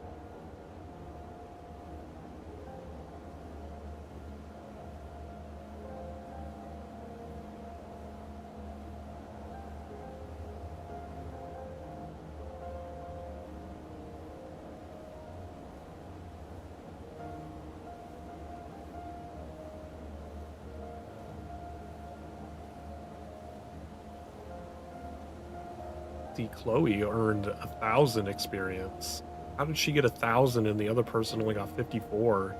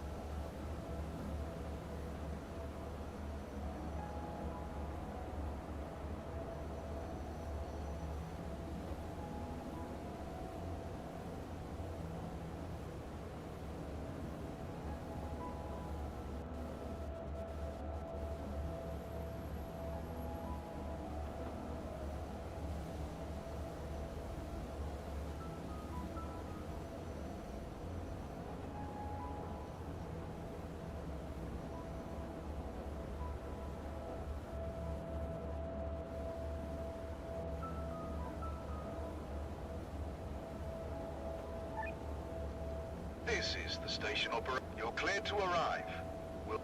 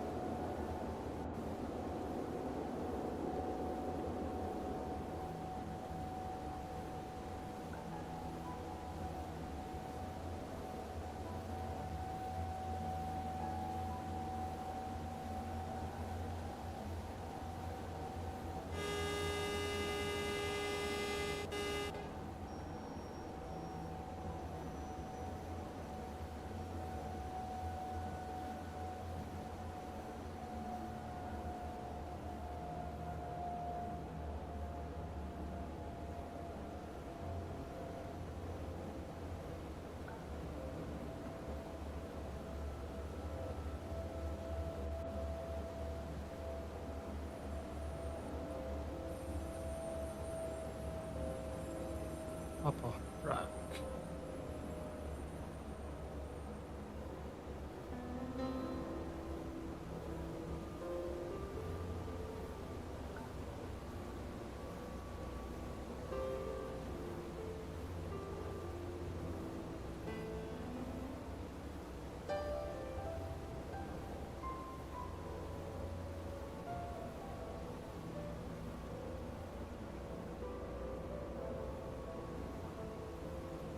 Some very wet looking ground. It almost looks like a lake.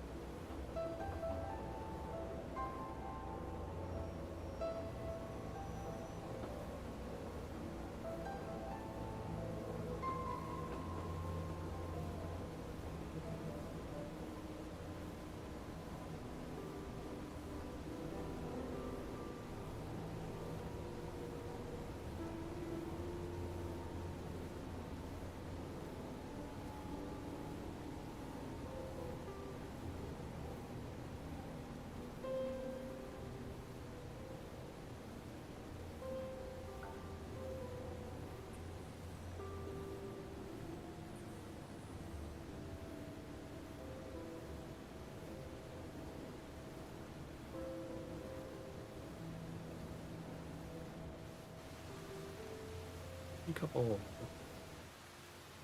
A couple.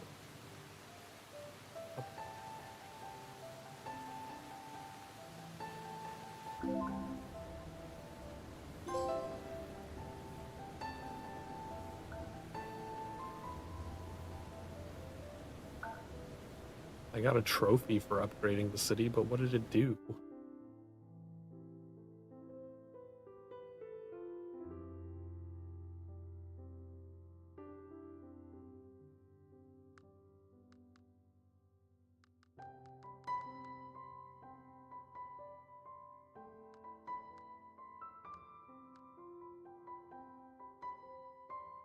Oh, it gives you a bonus. Fuel and repair costs are 10% cheaper at this city. Valid for 95 hours? What does it like? Do the bonuses change every few days? I'm confused. It can't just be like a one-time bonus. It's like, oh, for the next 95, 96 hours, you get a bonus and then it disappears permanently.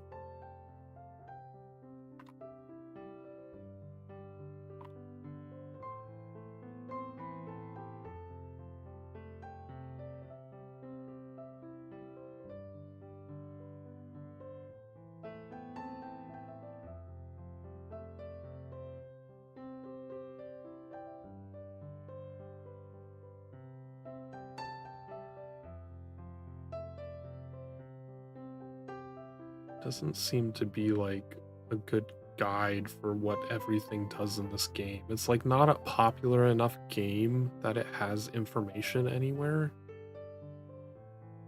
I wonder if their help has anything.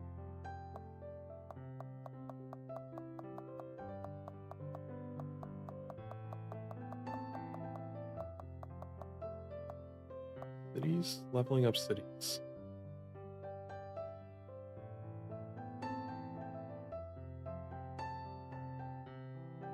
Da-da-da-da. Small and large adjustments or bonuses to a city's economy.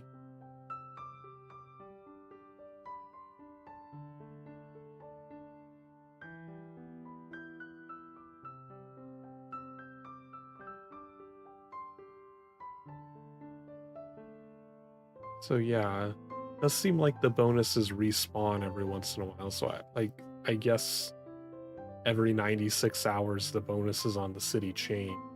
There are these 4 types of bonuses that can spawn into them.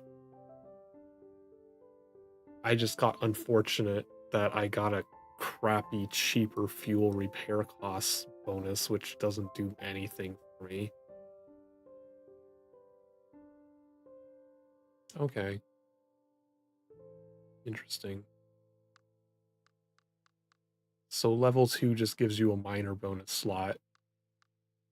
And leveling up to level... Berlin gives you a minor and a major for the first level up. Most of them only give you a minor. I guess the major cities have 2. Interesting.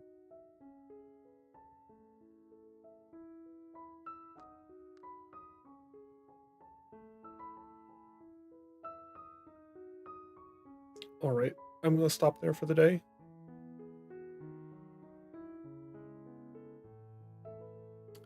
Because in about 10 minutes or so, Sokar will be playing Code Vein for as long as he can until he rage quits again. So that'll be fun to watch. Everyone can go watch Sokar rage quit Code Vein and then switch to Final Fantasy afterwards.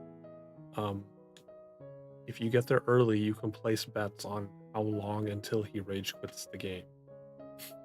There's no reward for getting it right, just the satisfaction that you knew how long it would take him.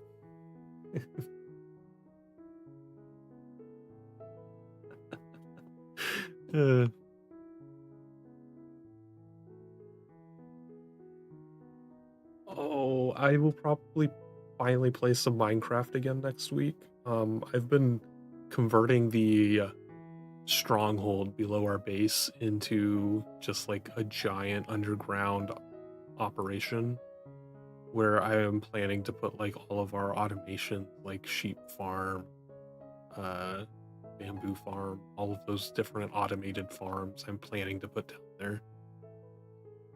So I've just been working on that, and I'll probably continue working on that on stream so that I can get some stuff to put into the Sky Mall and know what shops that I need to put into Sky Mall. But past a Minecraft stream, I don't really know what I'm planning to do next week.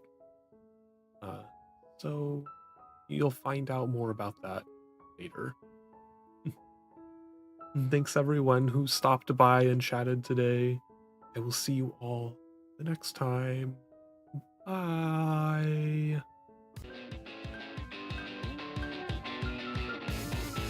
A narrative waste of patches and light. We grew up in the suburbs and we cut all our size. Now just take a look at the super clear eyes. I'm a friend, the road depends a bit to the right.